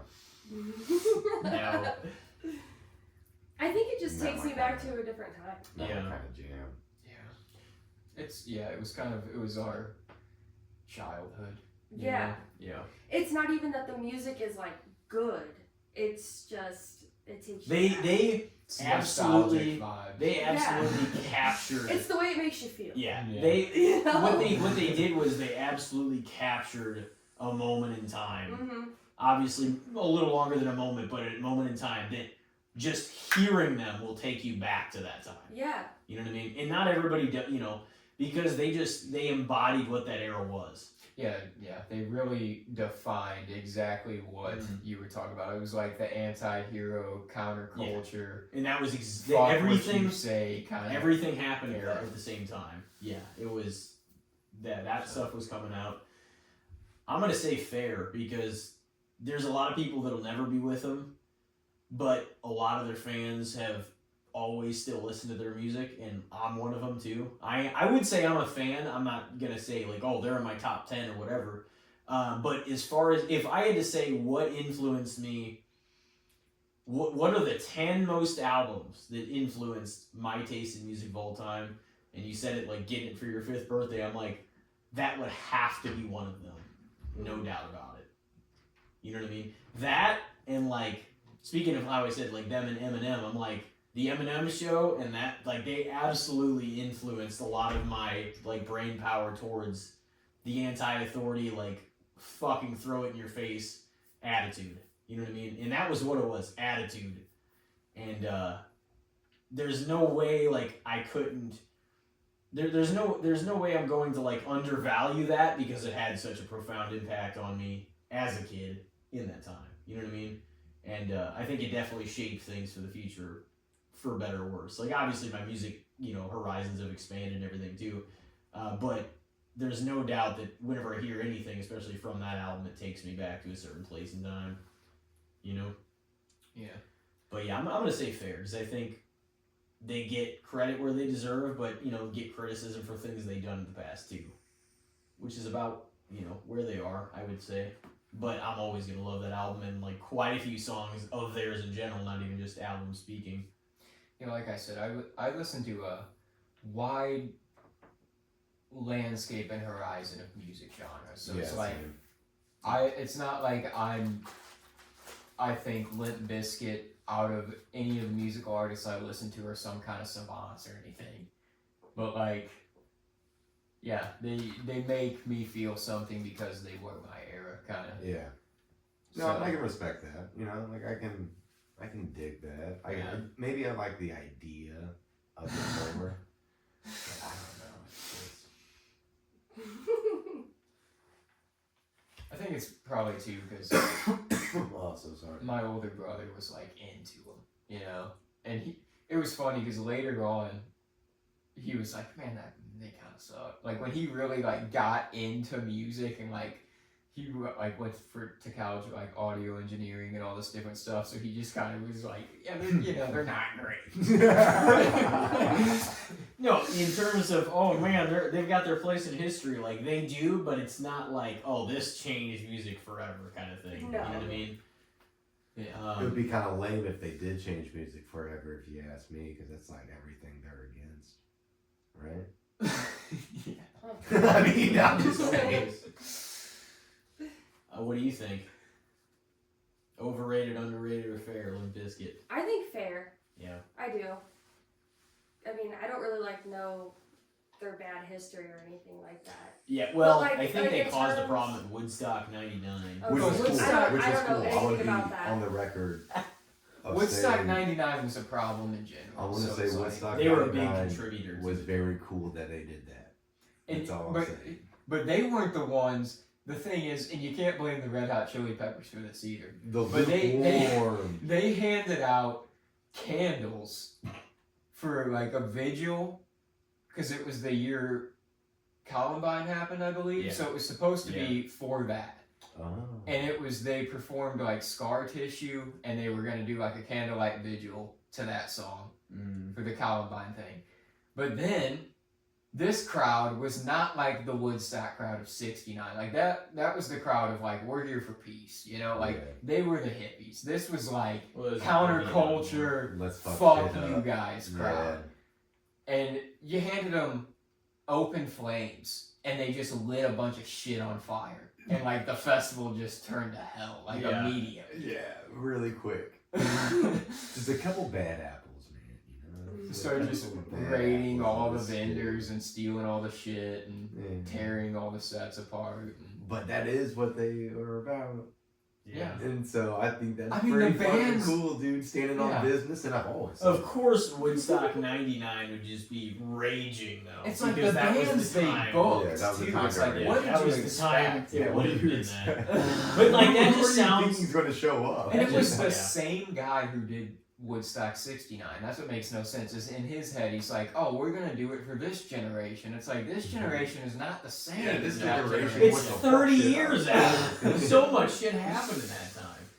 And that was during the Vietnam War too. Like, when a Yeah. lot of people didn't want to be going there in the first place, and it was, it was a place and time, and Jimi Hendrix and All those guys. Yeah. Yeah. So we said fair. Do you have anything to add to your answer before we got carried off into that? Not really. I Yeah. mean, it's fair. They were influential to you. To me, yes. But like, is their music great? No. It's not gonna be. They're It's not like, not. well, that was the Elvis of our generation. No. But I Nobody's will saying say, that. like, if you hear a Limp Bizkit song, typically you're like, You kind of want to you're jam. like, You know? all right. You gotta turn it up a little bit. Yeah. Yeah.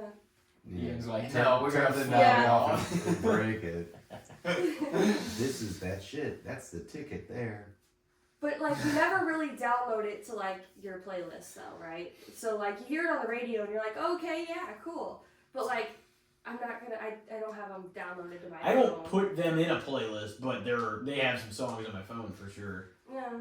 Most of Chocolate Starfish and Hot Dog Flavored Water is on my phone. I got a few songs from that album. Yeah. Who wants to go next? You got one?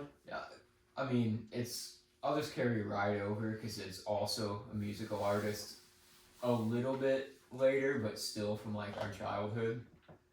What do you think of the Black Eyed Peas? Ooh, dude. Side note, I heard Black Eyed Peas on the radio today at a Blueberry Hill delivering beer, and I thought, wow, I haven't heard this song forever, and it took me back to my mom's Saturn View, burnt orange, listening to Don't Lie by Black Eyed Peas, and I was like, wow, what a throwback. I thought maybe for a second you were gonna say "Where Is the Love," Yeah, that's a great one too. and because Yeah, that'd be a good one to throw out there too, especially like given the current Don't Funk with environment. Don't Yeah. funk with my heart, dude. Yeah, they had some bangers. Moms. So let's get it started. Wow. Dude, what? They're like, or what did they say? They're like, everyone's using this word now. It's a new cool word that everyone's using. You guys should use it too. And they're like, yeah, let's put it in a song. But again, Black Eyed Peas nostalgia, bro. Dude, love them. And Fergie Fergie, dude, halfway. Fergie, the dude. Duchess, that album Chef's kiss. slaps So to this day. Dude, my mom bought that album. Like I remember being like 9 and jamming to that shit with my mom. Same. Yeah, so I'll go in first on Black Eyed Peas. I'm going to say, dude, they're totally, I don't know, I want to say fair, because everyone knows who they are, but they have since fallen off. Fergie did the national anthem. Oh, And yeah. it was beautiful. Wasn't it? Yeah, it was a work of art. I mean, I guess It was art great. is in the eye of the beholder.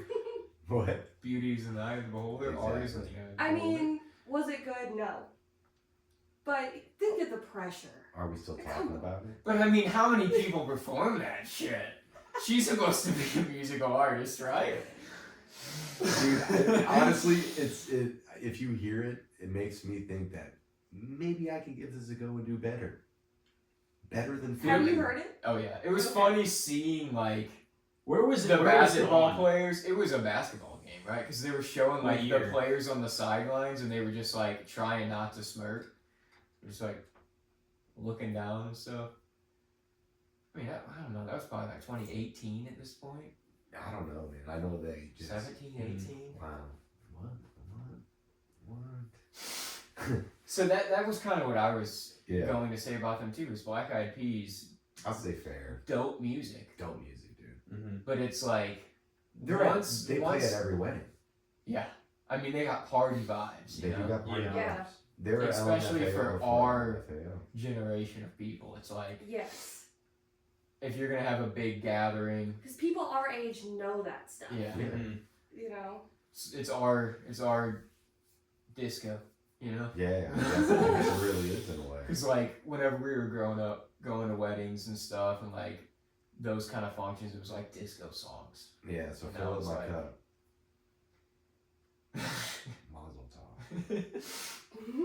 That's gonna be played at every party function. Dude. But that's like once those layers kind of got peeled back from the Black Eyed Peas, where it was like, you know, Fergie had her national anthem, and like there was just they had their Super Bowl, and there was like these big live performances that everybody saw. It was like, are they good musical artists, or is Will.i.am a really good musical producer? Yeah. And I think it's the latter. Yeah. Will.i.am is and that's the thing, when you talk about Black Eyed Peas, a lot of people don't talk about Will.i.am. Well, maybe people that just don't know. He was like for sure the heartbeat. Yeah. Man, classics on there, I tell you what. They had some fucking performers in their group. Dude. That's for sure. Yeah, I'll say fair. They catch a lot of hate. Mhm. You know? That's fair. But they were insanely popular. That's fair. They were insanely popular for a time too. Yeah. I mean, and still are too. Yeah, I don't mean to split the middle of the ground again either, but I probably do think it's fair. I think they're fair. I think they had a lot of influence, especially over that early 2000s period. Oh yeah. By and large, mid too. But yeah, I'm gonna say fair Yeah. overall. I think fair. No. Yeah. I was gonna say if anything, and I honestly do like the Black Eyed Peas, but if anything, I was gonna lean slightly overrated. Yeah. If anything, on them because it was kind of like the opposite situation where I feel like we were saying, they played it everything and everybody knows them and they're like rolling in the dough, but it's like, are they really that talented? You know. Well, I mean, I think Will I they might Am have they have is some very catchy talented. stuff, Right. You know, that's the thing. Because Yeah. Will I Am knows what the fuck he's doing. Oh yeah, no, that's the thing. They knew how to make a hit. That's the thing. Dude, So they it's have like, to. even if you're like, oh, every song has got nuance and grace to it and this and that, but it doesn't matter if they can just. I mean, there's a lot of people that are be like, I don't understand why some of these artists are as popular as they are, but that doesn't mean that this amount of people are wrong for thinking their music's good. You know what I mean? Because No, clearly, some of it probably is Yeah. pretty good. It's probably catchy tunes, Yeah. but it doesn't mean it's like Some toe They're- tap. well, no, Right. but here's the thing: music is always subjective. it is. You know, just being entertained by certain things you watch, or I guess whoever your favorite sports team I mean, is. it doesn't mean like they- you know that lowbrow shit. Yeah. The black. Oh, no, I mean I don't love them. I think I don't know. I may have a song or two of theirs in my I do on my actually stuff. kind of like. But I'm not even. I wouldn't even go to the extent of saying I'm a hard defender or advocate for them or anything like that. But I acknowledge that they had their impact, and definitely what we were saying about the weddings and stuff like that. They have a way of always coming up every now and then, and definitely in a agreeable kind of public space, it makes sense that a song of theirs would play. You know what I mean? Mm-hmm. Because there's a lot of people that are, not kind of what they are and appeal to the mainstream pop culture. Dude, I thought the song though that was playing at Blueberry Hill, because it's not one that a lot of people know. Is it newer? No, it's like an older song by them, but it's I think it was on Monkey Business. Oh wow, I can't believe I knew that album. Monkey Business and Ella Funk, bro. Those were the albums. Those were the smackers, bro. The smackers. Do we only? Yeah, we answered fair for that one. Yeah. You got a topic? I do. Alrighty. Okay. So, my topic is mullets and mustaches. Kind of a girly one, okay? But I think they're way overrated. Mullets and mustaches together, Just like the combo. No. or either one, I think or the- in both. I think the only time I've seen a mustache is on somebody with a mullet. Maybe. For the most I don't think part. that's the For only the time you most see part. a mustache. Maybe the only I time you just see a think- mullet is Maybe somebody like with the a modern mustache. when you in person, I I can think- see kind of what you're saying. I think the because- style that this whole mustache and mullet thing, that is a style. That it is it's a thing. I think it's fucking lame, dude. Overrated as fuck. So the two So- together or the two either So- one? Okay, so I think what made me think of it is I work with a whole lot of young people now. I'm becoming one of the older people, unfortunately. And so, some of the younger guys come in and they all have mullets and mustaches. And I'm like It's because it's your trade too. It's the auto body. It's like yeah, it's but that- no, but most men have beards in my trade. Yeah. And then the young guys, I'm talking not even 21 yet. Young. And they're they come in here with It's- multiple mustaches and I'm it's like trendy. It's just a fad, yeah. It's You how think so? Yeah, it's just how it's- man buns were. I and guess that's just a trends. sign of me getting old because I'm like, what are you doing? Yeah. You know? Now, if I could grow hair, it wouldn't be a mullet. See, I think that's where I draw the line. I don't think a mustache is a bad thing. I think No, I think it's the mullet that ruins the I think mustache. it's weird that I'm not saying it looks bad on everybody and it's never like makes sense, but like this idea that the mullet is somehow, oh, you look great, and it's just like that's the look you think is gonna be the best looking on this guy. What?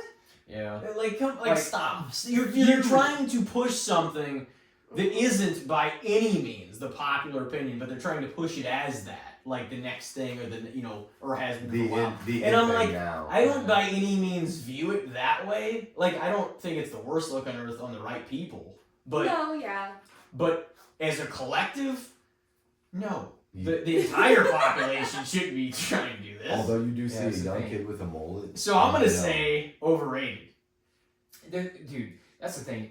If I see a little kid, That A is little fuck kid that with a shit. big Cut their mullet. fucking hair. Yeah. that shit pisses me off. I don't know why it No. bothers me as much as it does. I'm like, what the fuck is You know what I think? Dude, As soon as I see that Cut kid- your fucking son's hair. I see that kid with the mullet and I think, oh shit, dude, he was born with warrants. That's the one I'm like, thing. this poor kid. But also, it just, I don't know why, I'm like, it's one of those things where I'm like, Yeah, it bothers me way more than it should, probably. that is. I think yeah. few people, I don't like the trend of mullets, and it definitely No. is a trend. No. So It is. I will say overrated, Overrated. but few people can pull off a mullet. That's the thing. Yeah. So, It's That's maybe true. I'm changing my answer here. I think it's dumb as fuck on kids, but I think if Okay. like I think if you get a little older and you want to grow it, that kind of makes sense, and that's typically when it looks good. Like the 25 to 30, whatever, like with certain like artists and people like that like will grow one. But it's like these kids, you just want to slap them for looking like that. Dude, if you play hockey, you can have a Yeah. mullet. If you play hockey, you got flow. It's You like, got some letty. and it's just like it fits with the helmet. It It's does. like It's a just hockey all of flow, that man. feels right. If Okay. you race cars, you can have a mullet. Yeah. If you Theo race dirt Vaughn bikes, if you can race, have a mullet. if you race Yeah. dirt bikes, No, you that got makes a sense. mullet.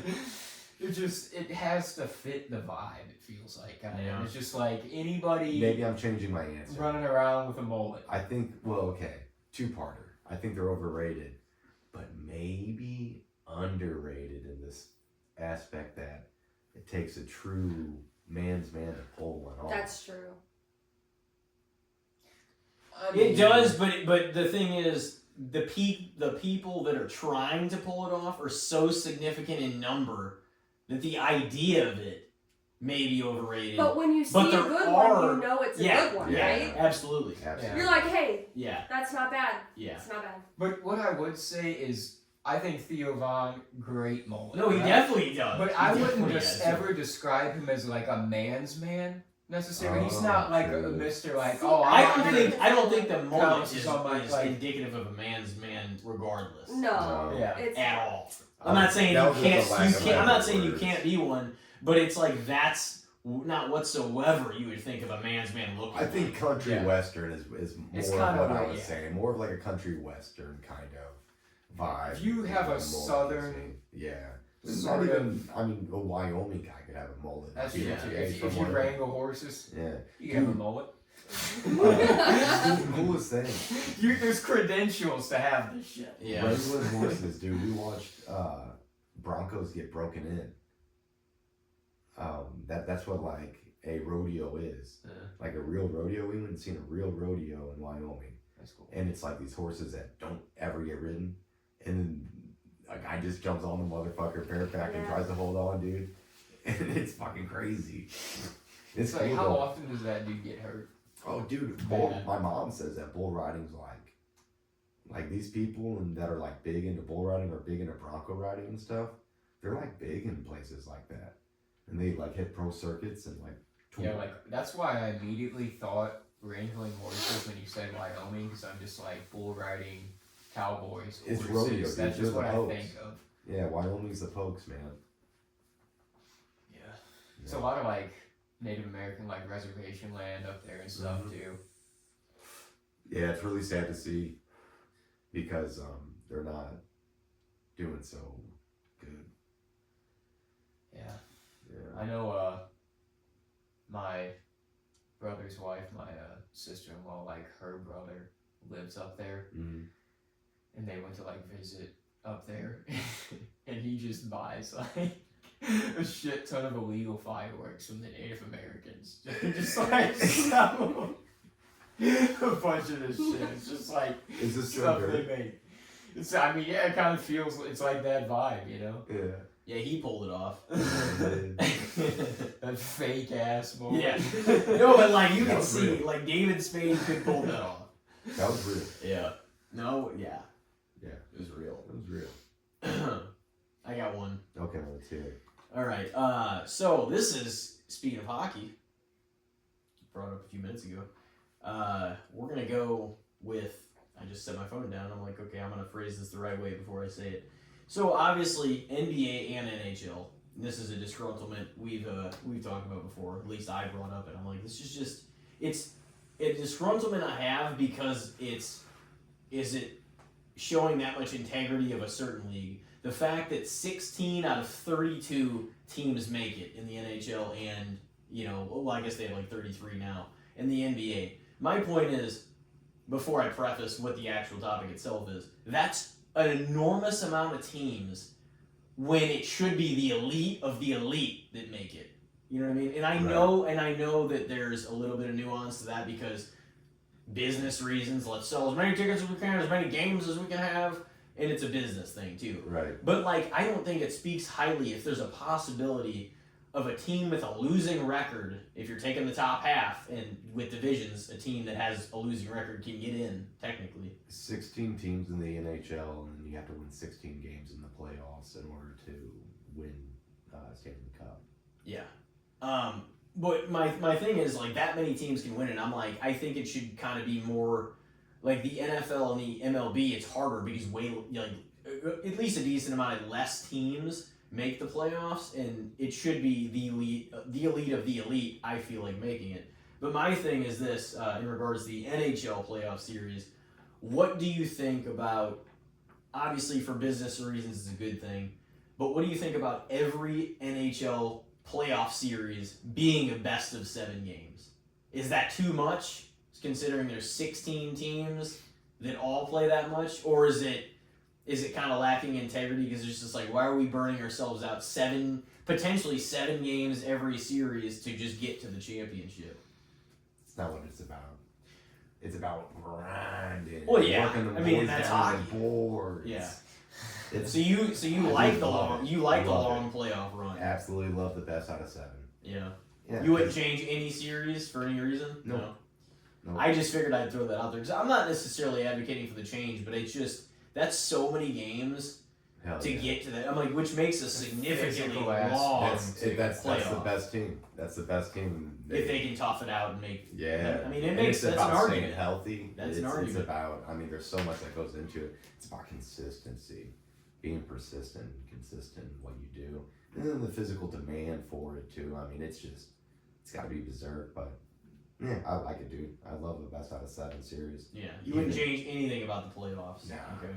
I think they're fair. I mean, I know people hate on it and stuff like that, but Well, people the same as the NBA because they're like the argument is we're tiring these guys out by having a potentially 7-game series. It never goes like that. Right. Every series is that long, but like we're tiring these stars out and making everybody kind of worn down by dragging this out for 7 potential games every single series. That's the argument. I'm like, I understand that.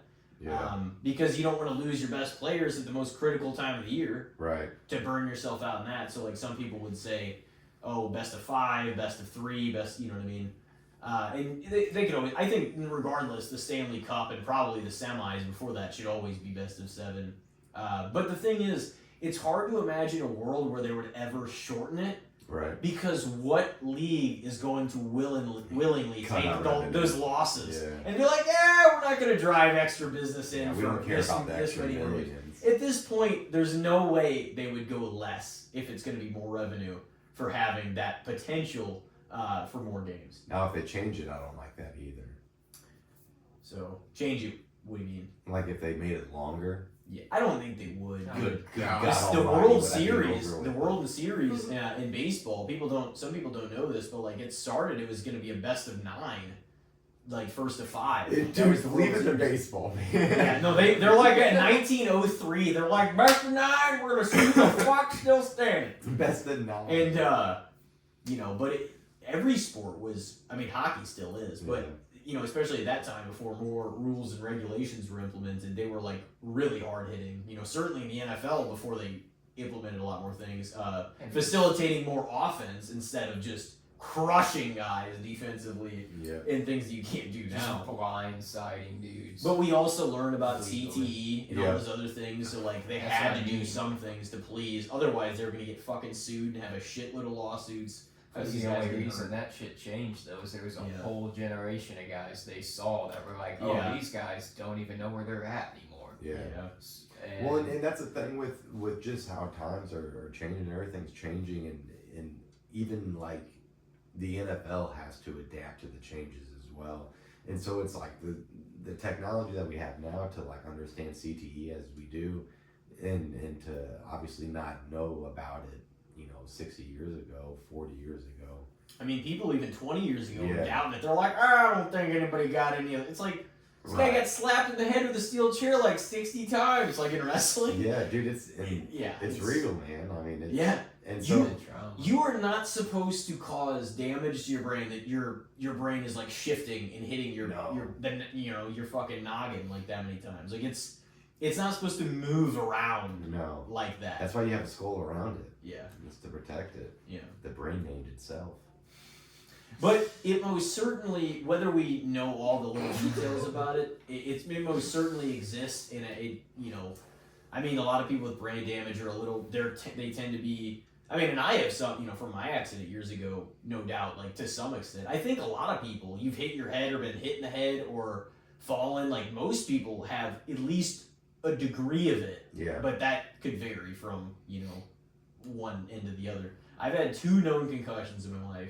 A lot of people have had a lot more than that. Some people have had none, But it's not, I mean, I think you should always be a little health conscious in that way, and like, for your own safety, but it's, I don't know. We certainly know more than we did, Right. but we know it's not good to get hit in the head No. with anything, It's not going to be, I think there's ways to do it like we always talk about in wrestling, because they had to, it's pro wrestling and it's scripted, but they still get hit in the head, go through tables, get, what I'm saying, like things happen that are legitimately happening. It's not just, it might be choreographed, but it's not, It's still happening. it's still happening, and it's yeah. live action, and things go wrong, Mhm. And, all the time. and the thing is, they even had to do it, even if it's a scripted thing and it's not an actual true competition like football, baseball, hockey. They still had to adapt to certain things, because once all this information came out about CT, they're like, well, we got to change our stuff, because otherwise people are going to come out. And they did. And I don't know if you ever really watched too much wrestling growing up or not, but Chris Benoit, the guy that Was he the one that killed his? Yeah. see, even Yeah. hearing that name, and he like they said at the end of his life, and he was only like 40 whenever he committed those acts. His brain resembled like an 85-year-old Alzheimer's patient. Wow. That's And that's how just mush from the amount of hits that he took, all the different stuff that happened, and like it could have been a combination of things also, but it is Right. very likely the thing that it controls everything, your brain in your body, had a lot to do with what happened. Yeah. You know what I mean? Not everybody's gonna know exactly what went down in that house and why. I mean, you could look at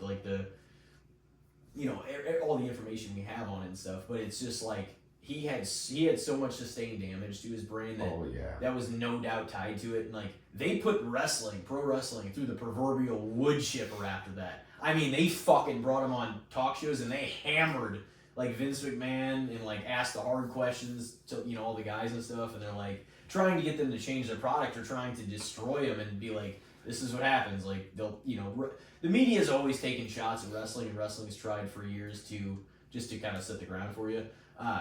Become more appealing mainstream culture wise. Yeah. And when things like that happen, it threatens the business as a whole. You know what I mean? Because they, like some of the media, I'm not going to say all of them, but some of them wanted, what I was saying earlier, people look for a reason to turn against you. Yeah. The people that already were like, I fucking hate this pro wrestling thing. they were ready to destroy it after that. After Benoit committed those acts, because they're like, this is our chance to just shred it.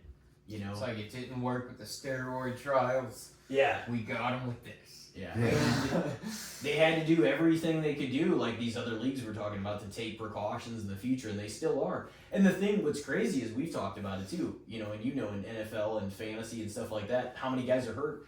We have more precautions in place than ever. Yeah. And there are so many injuries still. Still you know? a ton, dude. And now even if you get tackled and you just hit the ground a little hard and your head like kind of hits a little bit, you got people watching that and they'll pull you to a blue tent, checking for a concussion right away.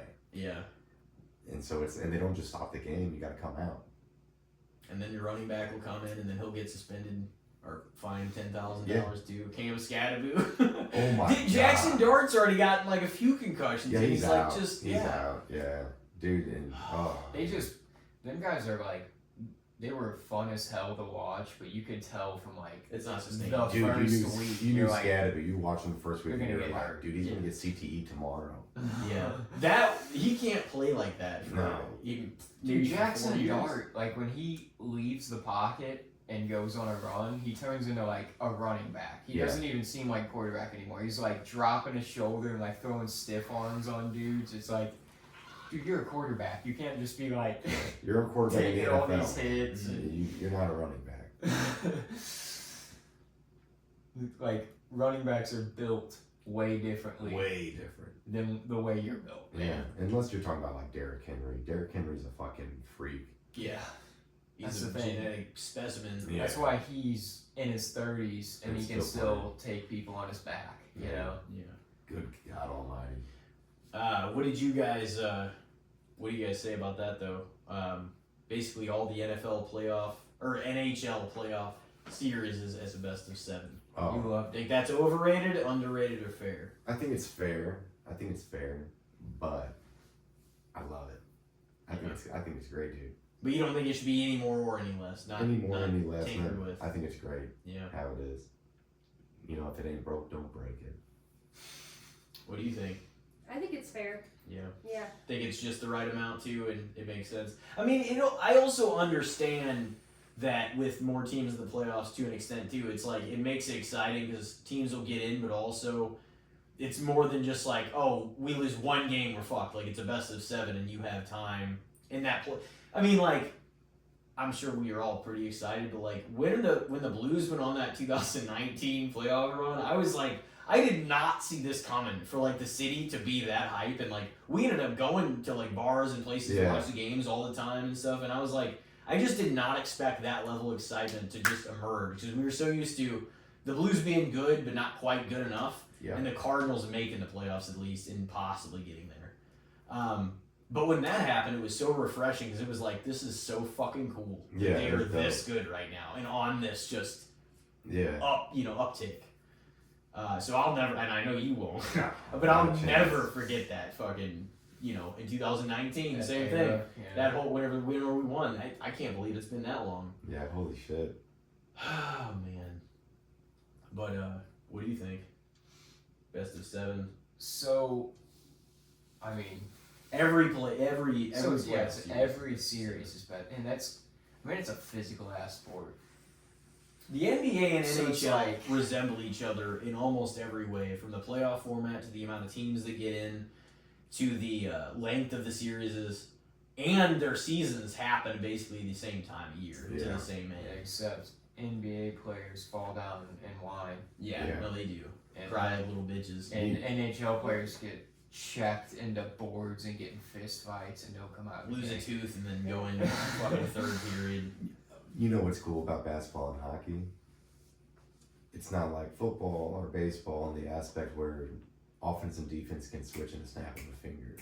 And so there's no like break, Yeah. and then you gotta wait for defense to come out, and then their offense comes out. It's like, oh nope, we're on defense. Oh shit, breakaway. All right, we're back on offense. Yeah.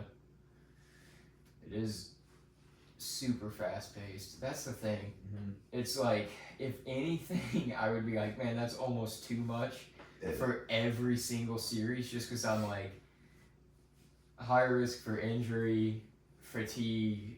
It's just such a fast paced physical game that it's Yeah. like, yeah, I can see it being best of 7 when you get to like conference championships and finals.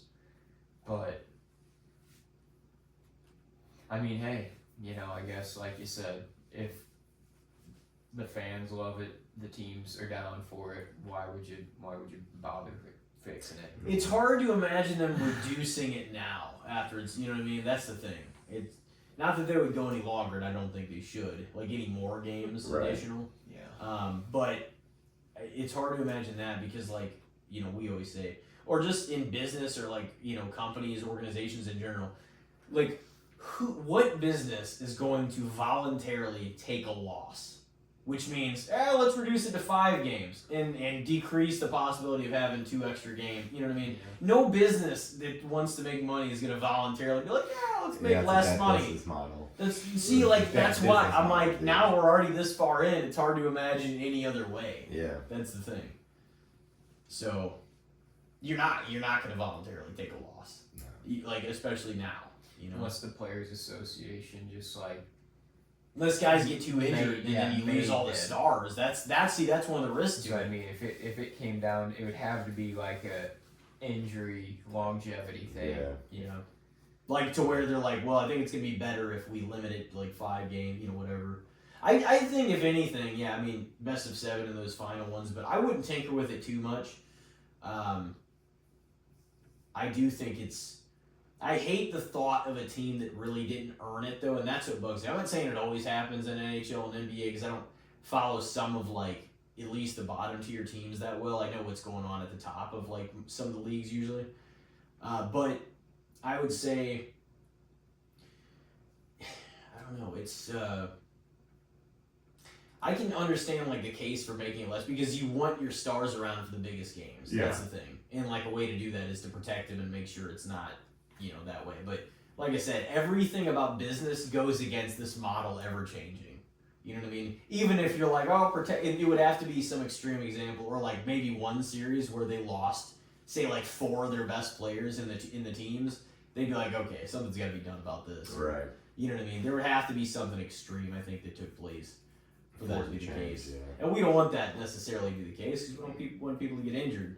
But injuries always end up happening. Yeah. Sports. The thing is with hockey is like, how many of the injuries, and I don't know this, so I'm kind of asking you, are like season ending because they get beat up, bruised, and Oh, dude. all the time. You'd be surprised a lot of the times too. Injuries they don't really talk about. They don't want public knowing about it. Mm-hmm. Especially in playoffs, they won't talk about it. And then season will end, and then they'll be like, "Yeah, he was playing Yeah. 3 weeks with a broken wrist," and it's like, how? They don't want the guys knowing the weaknesses either, Right. but also they're like, I'm sure everybody, especially hockey players, are like, I can just tough this one out. Fucking finish the series, finish the season. Yeah. I'd be real worried about a broken wrist as a hockey player, though. I'd be like, dude, nobody better try to fist fight me. Yeah. No, please. I got one hand. No, man. please.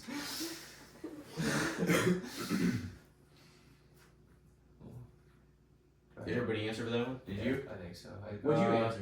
They said fair. Yeah, I would probably say fair. Like, they probably have more of a knowledge over it than I do, but like I said, if anything, I would say lessen some of the lesser series that Mhm. don't. But why would you bother messing with it if everybody's down for it and it's working? Yeah. You know. I guess one argument too would be, like another one I guess you could say is some of the really high seeds facing the really low seeds whenever there is that many teams in the playoffs. You'd be like, why even bother? They're like, this team is going to destroy this lower seed. Right. You just So never like, know why with would you hockey. even, you know what I mean?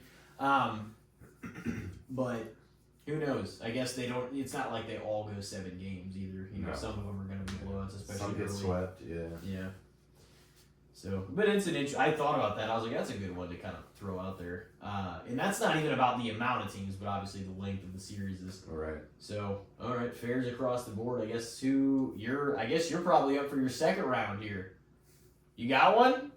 No. Oh, we need to dude. throw it to somebody else first. I'll throw it to someone else. All right, Elijah. Hopefully you got one. Yeah, I got one. Okay. What do you think of like getting dressed up in like a suit or a dress or just wearing like formal attire? I feel like you don't like outside of outside of like weddings, a place that needs proms, it, like or outside of, funerals. Yeah, like you don't really see people get really dressed up for a whole lot, like formal attire. and it's a shame. In today's Yeah. society, Dude, because I love severely underrated. it. Dude, I love it, man. Yeah. I love I it. love dressing up. Yeah. Always So have, nice, really. Like, yeah. you know, maybe not being thrown into clothes I didn't want to be in, but like, as I get older and you're like, you learn how to tie a tie, you learn how to put on stuff, wear nice clothes and stuff, and actually, like, pursue it. Like, I mean, you know, just kind of put something together and you're like, oh, I'm going to wear this there. This is going to fucking look good. Yeah. You know? It's definitely underrated, though. Like, they dressed so much better decades ago. And, like, I know it was, you You know, watch like old it was- movies, Yeah. just, like, And it from, looks like, so the 50s classy. and 60s, And they're, like, just dressed great. playing pool, smoking cigars and shit, wearing, like, fucking... It's like, dude, they look badass as Yeah. fuck. We were just talking about this a couple weeks ago, about Yeah. how like we should just dress up and go somewhere. Yeah, we should. Yeah. Yeah. I gotta say though, like, it is cool and I it is underrated, but Definitely. it's not like because I enjoy and I'm used to the way we all dress now. Like, I like being comfortable, Me so it too. is not something I would want to do very often. Yeah, dude, I'm comfortable You in know? like my nice dress attire. Well, yeah. I mean, after I a am not. while, I'm like, dude, I want to get out of this shit. I think just doing it out, like, going out there, though, and, you know, kind of really putting effort into your appearance in that sort of way,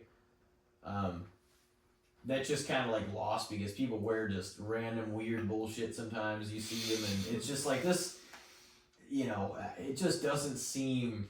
I mean, I will say I'm that guy sometimes too. I'll wear some. No, I mean, weird also bullshit. people... I also mean people with, like, questionable clothes or the way they're wearing their stuff are like barely anything. It's like in public. And I'm not even saying like, oh, they look hot, you know, they should be wearing very little, whatever. I'm just mean like people like some of the outfits just don't fucking make any sense. It's like, what are you doing? You look way better if you presented yourself as classy, formal, and fucking, you know, very upkept. Did anyone else see the most recent picture of Kanye West when he like stepped out of the car and was like walking what he was wearing? Like in a mask. Yeah, he was wearing Is that like a right? white mask. Yeah. Like a white. Yeah. Dude, what? He Well, he's- posted a photo He's of like walking around talking about how much he loves Hitler and shit. Dude, he Kanye, posted a what's photo going of like on? of a like he posted a photo of like a black He's like, mentally Klansman disturbed. outfit on fucking X. Dude, He's like, this is my favorite fucking. Like, I'm not even really at this point. I really don't even. I can't say that.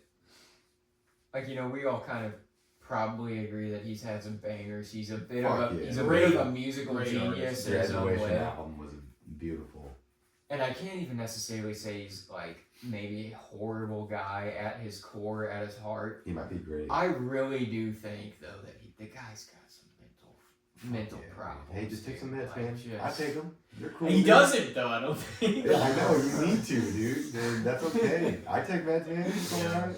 He just like, and I really do think that the Hitler stuff and the Nazis and the shit that he's doing now, like it really does feel like for so long he was able to push the envelope just by being like, I don't like the president. Yeah. Like, George Bush doesn't care yeah. about black people. You don't care about like He just said that, dude, on live yeah, TV. like making provocative That's so statements wild. like that. But now that stuff doesn't work anymore. So he's like finding new ways to create shock value. Yeah. That's No, that's basically what it 100%. is. I don't even know if I fully believe that he believes a lot of the stuff that he said at all.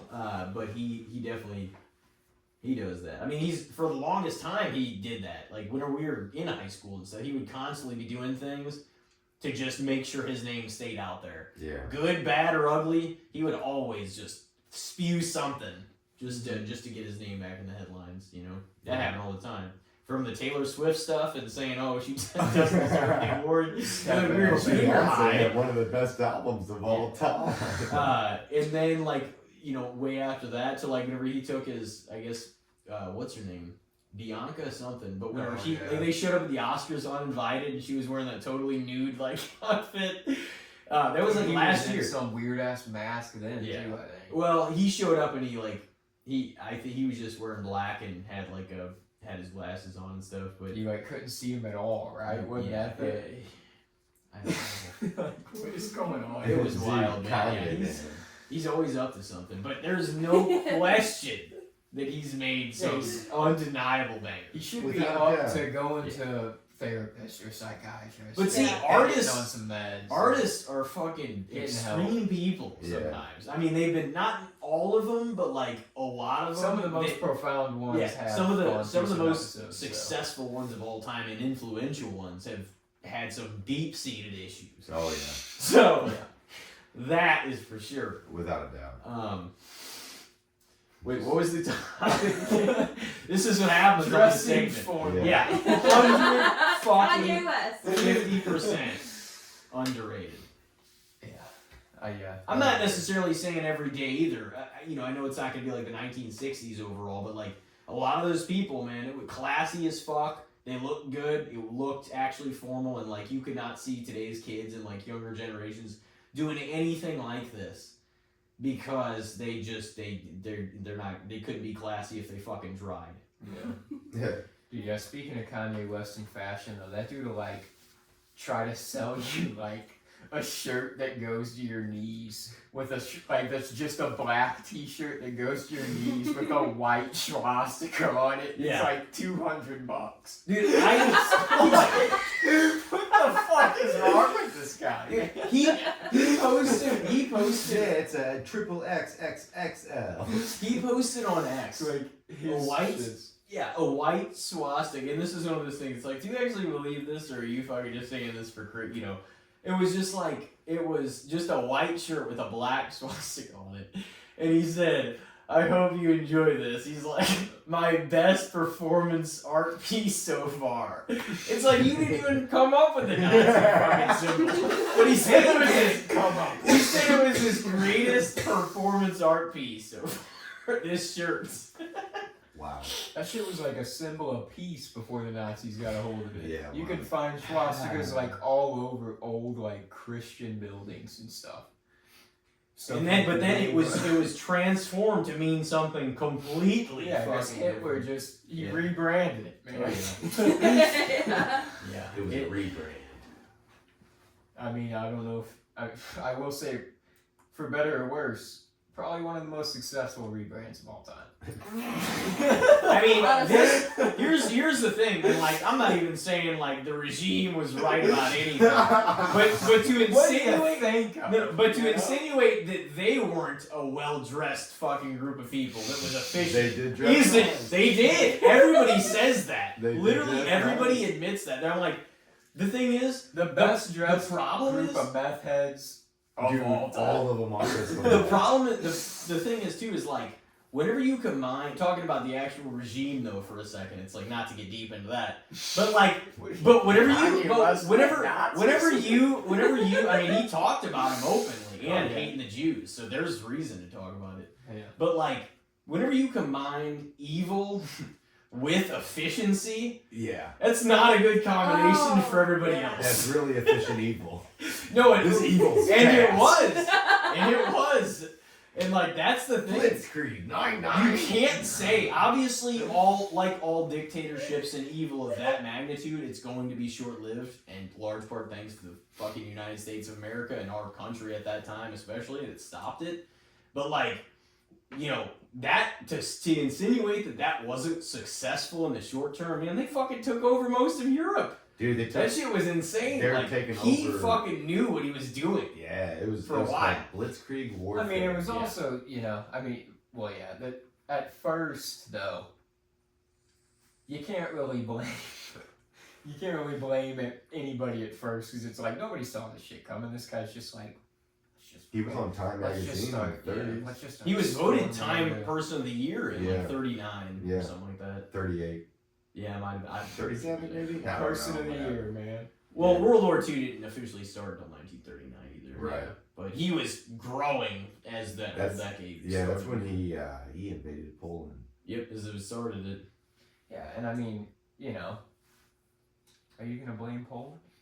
Dude, what did Why would you blame bunch No, of like, Polacks. but my point is just he just took over everything so quick. But it's like But it's like they holy were fuck. efficient. They were but all it's also efficient. like It was not everybody else was sustainable. just minding their own business, and this Yeah. guy was just like, He's like, fuck. Well, let's go take the every- biggest- all these other countries. The biggest sin they fucking made was they tried to fight basically 2 wars like on different fronts. It split the fucking army too. They had to take on like Western civilization eventually and like Great Britain and everything too, but they also trying to fight like Russia. It's like Yeah. you guys are not gonna be able to win They were in multiple Africa and wars. Africa. You are not going to be able to win multiple wars at the same time. Going that's- to that's- Russia was a big mistake. That's where they fucked up. A big It really is. If you look back in history, like trying to, because they're like, fuck, taking over all this shit. They Yeah, just we're gonna thought they take could do over everything. anything they wanted to.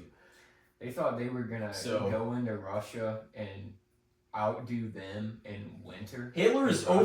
overzealousness is like what is why we, because once you get that much power and like you have that much influence, and he had it, but like you're gonna miscalculate at a certain, and he did, Oh yeah. and I mean, when you're on that much meth, bro, he didn't give a fuck.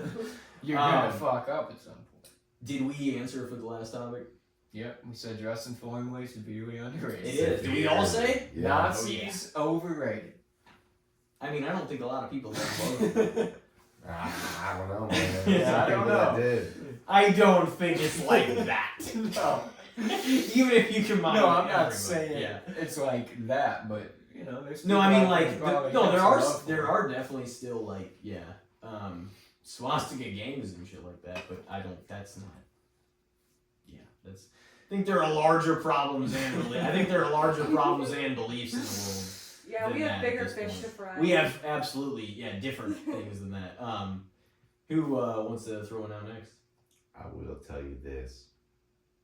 There's something so gratifying Mhm. about that black ball and watching it roll down the alley and pulverize all those self-righteous white pins.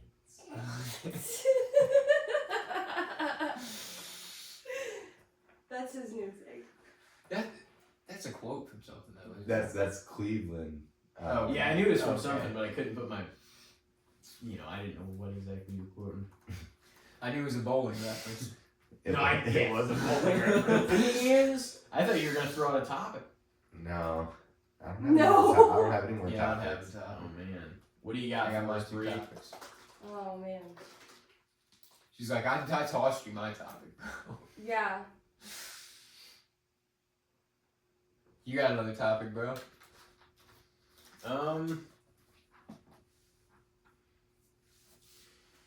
Oh man, I was hoping one of you guys would, just so I don't have to scrape the bottom of the barrel right now and try to come up with what I was saying. You know what? Let's just throw it back out there. We had the conversation off air a little bit. Okay. Dating apps. Let's throw it back out there. Dating apps? We talked about it a little bit. I think it can be deceiving, but this is an easy one we could all have an opinion on to some extent or another. And I mean, like I said, me personally, I think I can present better in person either way, or you're going to get a better idea in, Of who if, you are. yeah, exactly. And anybody can be deceived. Human beings can be deceiving anyway, but you can absolutely be incredibly deceiving or cowardly, like we see a lot of people online these days be, and just completely try to make yourself something you aren't, or just hide away from what you are maybe. I just don't think you can entirely trust them. So like, I don't know if you can put all of your stock into being like, this is where I'm gonna meet. A lot of people do meet people online now. Yeah. But I think it helps if maybe there's some back history and you get back in touch with them. There's some other part of it beyond. It does work for some people. I'm not acting like it's worked for nobody or anything like that. But just some of the dating apps, like there's probably, I guess the other thing is there's a difference too, because some of the ones that are just like sort of like hookup apps in a way are a little bit different than ones that people are like, okay, I'm really trying to, like some of the ones that the older people use, they're like, oh, Plenty of fish. yeah, with For stuff sure. like Farmers that. meet Remember Dr. farmers. It all started with eHarmony. Remember that? Yeah. Is that what it started with? I'm pretty sure. Yeah. I mean, because it definitely started with websites before, obviously, apps. It was like, I remember when we were little, it was like the older, even the people in the commercial were like middle-aged to elderly, and it was like eHarmony.com, and it was like, rekindle your love life, Interesting. It's kind of like that. That's when it felt more like pure and Authentic. innocent. Yeah, it was like for widows Yeah. essentially, or you know. I think, and I will say, I mean, we can look this up just for clarification. But last time I saw like things that you just pop them on my feed sometimes, or like you'll see stats. But it said, of course, in today's society, like that is the number one way online people are meeting their person. That's Really? the number one, Really? right now, It right now, seems yes. like that makes And sense. it has been for probably at least 5 years, That probably blows longer. my mind. I think the workplace is number 2 or 3, but I'm trying to think if it's not 2, then what is 2? I mean, there's friends, like that's a thing too. It's not just places. It's friends introduce you. I guess Yeah, there's a lot of different ways. I guess you can. I but- get the coworker thing, but like Yeah. dating a coworker is just not the ideal. It's got to be the right. Like you cannot. It's not a good idea to be if you're seeing each other a lot during every day. I don't think that's a good situation. Yeah, if working that in the ends same place. awry, then you still got to see it, or somebody's got to quit. Yeah. So you can't like. I don't Which think. one of us is quitting? Yeah. Or there's just gonna be way more unnecessary drama in the Yeah. workplace. Yeah. Oh, For the dude. rest And of it will the- happen. That's. Have you that's ever dated anybody in the workplace? Well, my current Yeah, relationship, I met her at Target when I worked there, Yeah. but neither of us work there anymore. gotcha. So But you guys were working different positions yeah, when you were there. yeah. I mean, but that's the thing. It's like when you're working at like a store environment like that, you're kind of just bouncing around and seeing everybody a little bit. It had to have throughout the been day. if she was an OPU and you were the cart guy. It had to have been more passive. Yeah, I mean at first, you know. Oh, Well, but no, but that's the thing. What? It had to have been more passive until you make it voluntary. Until you make it voluntary. Yeah. What was going on? But it's not in going the to just studio? start happening, like especially if you're different places all the time. Oh man, they're wanting to date you. We're gonna like Exactly. look over them on this side. They want to know. They're interested. I mean, I don't really. I know no shit was happening in the workplace. Boo. Oh, Boo. Well, you said it first. That's where we kind of cut off. No, but yeah, like because it was just kind of like passive conversation first. because Even we I worked don't in know different this departments full and stuff. story. But it's like when I started like kind of talking to her more and seeing her more because we closed a lot together. Yeah. You know, and I Yeah, would, you like, told me a little bring bit, a lot of actually. shit to the back, and she would be like, Yeah. because she was OPU, she'd be like coming to the back of the store a lot. So I just started like carrying on conversations with her back there and stuff. Mm-hmm. What would you guys talk about? I don't know, man. It was a long time ago. That's fair. You don't know? That's fair, man. I'm not gonna run down the history of my love life. It's late. No, man. That's what not. we're here for. That's not the history of your. That's just talking about conversation. I mean, yeah, But I also. What were you gonna say? it's kind of the history of our love life, you know. But I don't know It's if when we that's. met. I don't know if that's love life yet. That's just getting to know you life. You know? Yeah, but That those conversations got to take place before anything takes place. I think you know pretty fast though if you see yourself with somebody for if you're like into them, yeah. yeah. Yeah. If I feel like you know pretty quickly whether or not you see yourself with that person, whether or not like I mean it depends on what your intentions are, like what lies with like what you're trying to accomplish, I guess. But I feel like you kind of know like pretty relatively early if you're like, yeah, I can spend the rest of my life with this person, or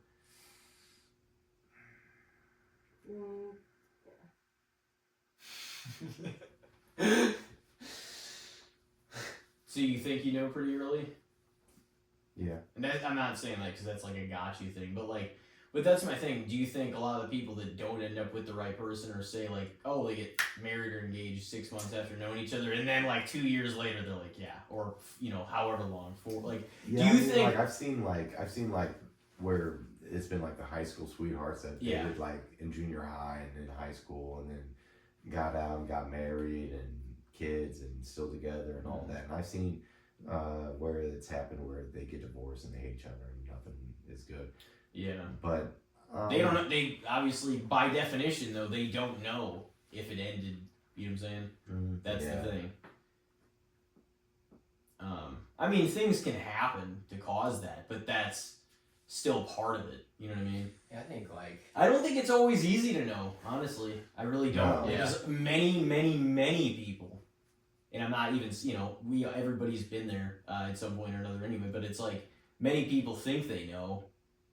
Because it's like that, they establish like that feeling, and then that's like the deepest they'd felt, and then things don't, we've seen, there's more than ever people fucking getting divorced.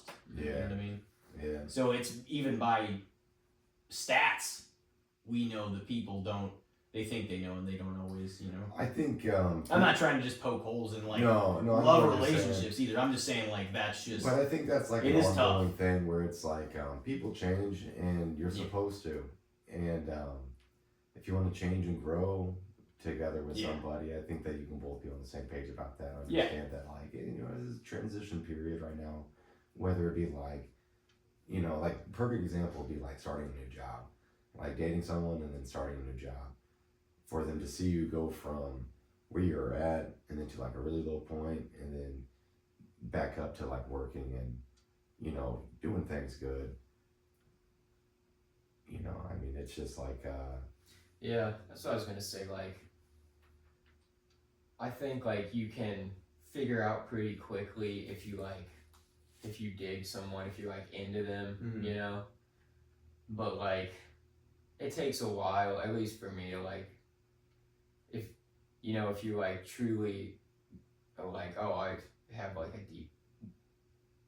I want to have like a deeper connection, like a love for this person, like, because everybody, like, humans have so many different nuances and stuff, and like We're all different interactions and different experiences and different things that happen that you see or you experience with them, like, and see how they act, or like, it's just like you learn a lot about someone through time and experience and different things that like trial and error. Yeah. We're all that's what I was gonna say. We're all very complex people. You know what I mean?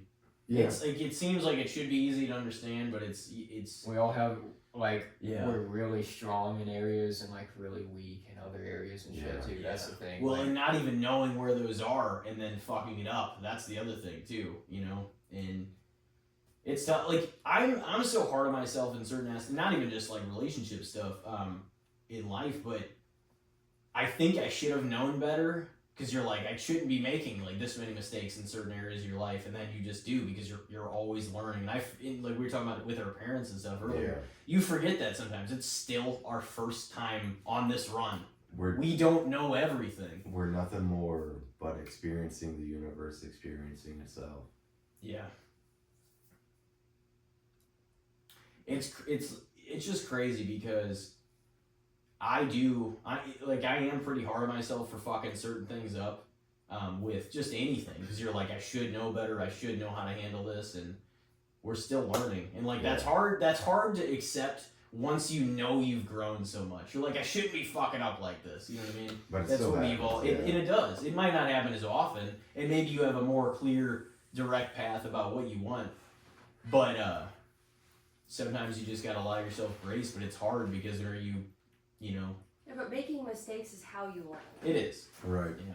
Because the other thing is, if you're never making any, you're probably not growing very much. No, you gotta struggle to grow. Yeah. If you play it too careful, you won't get anywhere. Right. Oh man. Dating apps. I'm going with overrated. Yeah, I'm gonna say the same. Yeah. Like, and that's not even saying that I don't think that like obviously in the modern era, like you said, a lot of people find their person that way. Like, it works for people. Like, I know it has that. Potential. People have It definitely makes sense found now, their person that way. Because it interconnects everybody. Yeah, You know what I mean? In the modern era, it seems like when you said that wasn't even a surprise, because it's that's just what we live in now. But also, like we were kind of saying off air, it's like at their core they're shallow. Yeah. Like, it's very surface level. Yeah. Like, you're not really gonna get that deepness of interaction So with someone. would without- you guys think that I missed out on like a part of my life, like by never being on one? No, like no. even just like experiencing it, like what it looks like, or Not at all. because No. I've never signed up, never. Yeah, I think that was probably But I Good think choice. it's because at one point in my life, like for like an extended period of time, I was single, and I was like I thought about it, and then I was like, no, I don't think that's how I want to meet somebody. Yeah, Like I literally thought about it. I was like, I don't think that's how I want to meet somebody. It's just not. I've gotten on there, but I don't. I mean, I guess you could say, oh, you take it serious enough to like look through the stuff, but like we said, it's not like you're getting an incredible. I'm getting this person's biography and even 5 facts about them. You're getting maybe and probably doctored photos. They're gonna look way better than they probably do in real Right. life. They may, weaponize or facilitate weird things like about their bio, and they may be exaggerated or just altogether untrue, which I'm sure has happened. Yeah, they call it fishing. Yeah, no, 100% catfishing. plus it's like But here's the other thing: it may be number one, but it doesn't mean that the workplace, that other things aren't still significantly high. It's not like it's 86% and everything else is barely. It's Yeah. like I think it might be it's half. gonna be like that in like now. 20 years. Yeah. People just won't even be interacting with each other because they'll be in their fucking virtual I mean, reality though, worlds. everybody will be meeting through their phones, media, social media, and stuff like that. I don't know. I don't Hopefully really think not. you missed. I don't. But that's the thing. That's exactly the thought that I had. What you said was I don't really know if this is where I literally just told you that like maybe last week or the week before. I was just like, yeah, because somehow that came up too, and either we were talking to somebody about that or we were just talking about it or something. I was like, I don't think this is the way I want to really be like, oh, this is. I just don't take him that like I take him seriously enough, I guess, to get on him and just mess around with it. But it's a shallow viewpoint of what it actually is, if they're even real. But I also would say it's never gonna tell you the full story, even if you try to go to meet him. And I'm like, I just don't want that to be. I just don't feel like that's gonna be the place. Right. You know what I mean? Yeah. Ultimately. But I guess that's just also perspective. Yeah. Without a doubt. I mean, definitely, it works for some people. Yeah, But- definitely. That's the thing, though, too, is like, even us as guys, but like, especially you as a girl, like, dating apps are also sketchy because, like, most of the time you don't know this motherfucker. You know, And I now think you're that's like what's- going to meet him someplace. That's like one of the like, big that was another big thing for me. I was like, I don't know if I want to just meet Random people. but I mean, you meet random people every day. Yeah, Yeah. but with Yeah. different intentions. But with but It's with like- different intentions. Well, you're and you going might- on a date and Yeah. wherever you guys decide to meet. You know? yeah. If you work with them and you're talking to them 50 times, different days, and then you go out on a date, that's still different than setting a date up from a screen of somebody you've never Yeah. met before. Yeah. You know what I mean? You see Because photos there's just slow, we've all been there too, just building of trust little by little, and then you're like, hey, you don't seem like that harmful of a person, we can go out for drinks or whatever. Yeah. That's a little more already getting you there than knowing absolutely nothing through a blank screen. You know what I mean? Because they could be manipulating the entire situation. Oh yeah. It's just what's happened. There's just too many stories about stuff like that. Yeah. Too many horror stories, dude. Yeah, there are. So yeah, there's just too many strangers in the world with ill intentions. You Yes. know, really, like as you grow up, you realize like you're like, Yeah, oh, some people suck. that's dude. a real a real goddamn thing. I listen to too much like true crime shit, follow Yeah. too many of those Yeah. pages. I'm like, that shit happens all the time, man.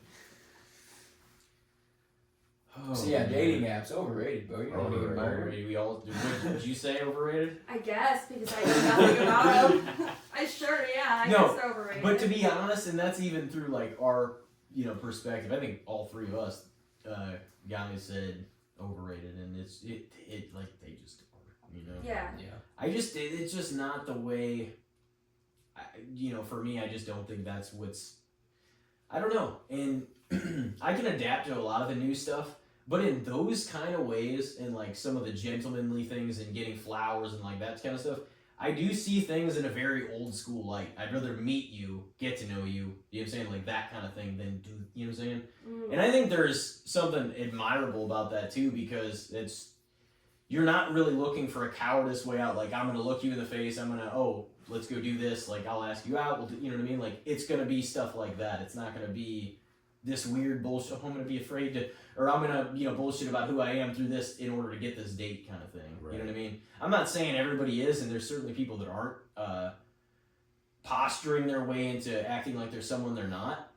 But it does happen, and it is a means to. It's the same the keyboard warriors thing about, oh, I'm gonna talk. You would never say this to my fucking face. Right. So like, don't act like typing letters and sentences out online is you having a nutsack. Yeah.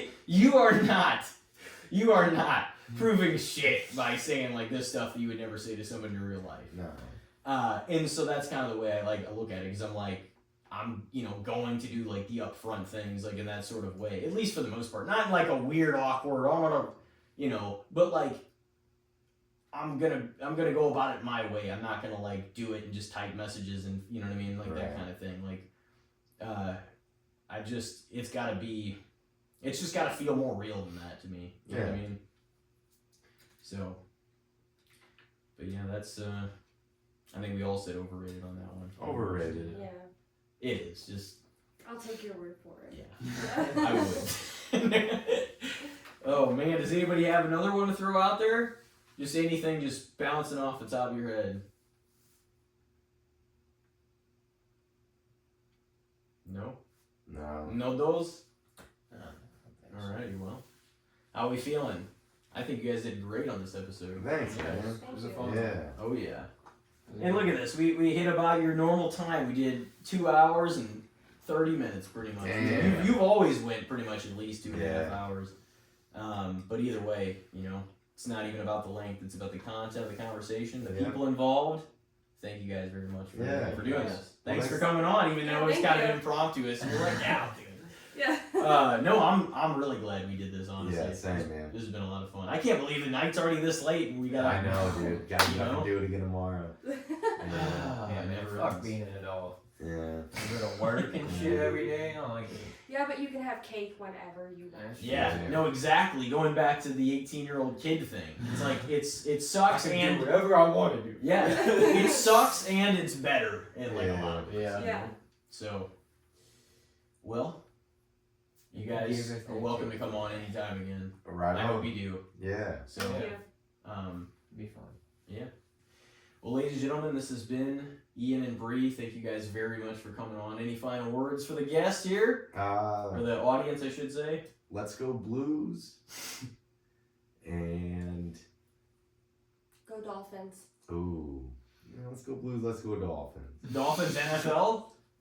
That's my favorite team. Oh, he likes the Dolphins. Yeah, like Really? Dolphins, Yeah. I don't know anything about football. I just watch it because he watches it and he's been Mhm. trying to like I know nothing about it. He showed me the sport. I mean, Oh yeah, you gotta learn some football. And That's Yeah. fun. I like the Dolphins.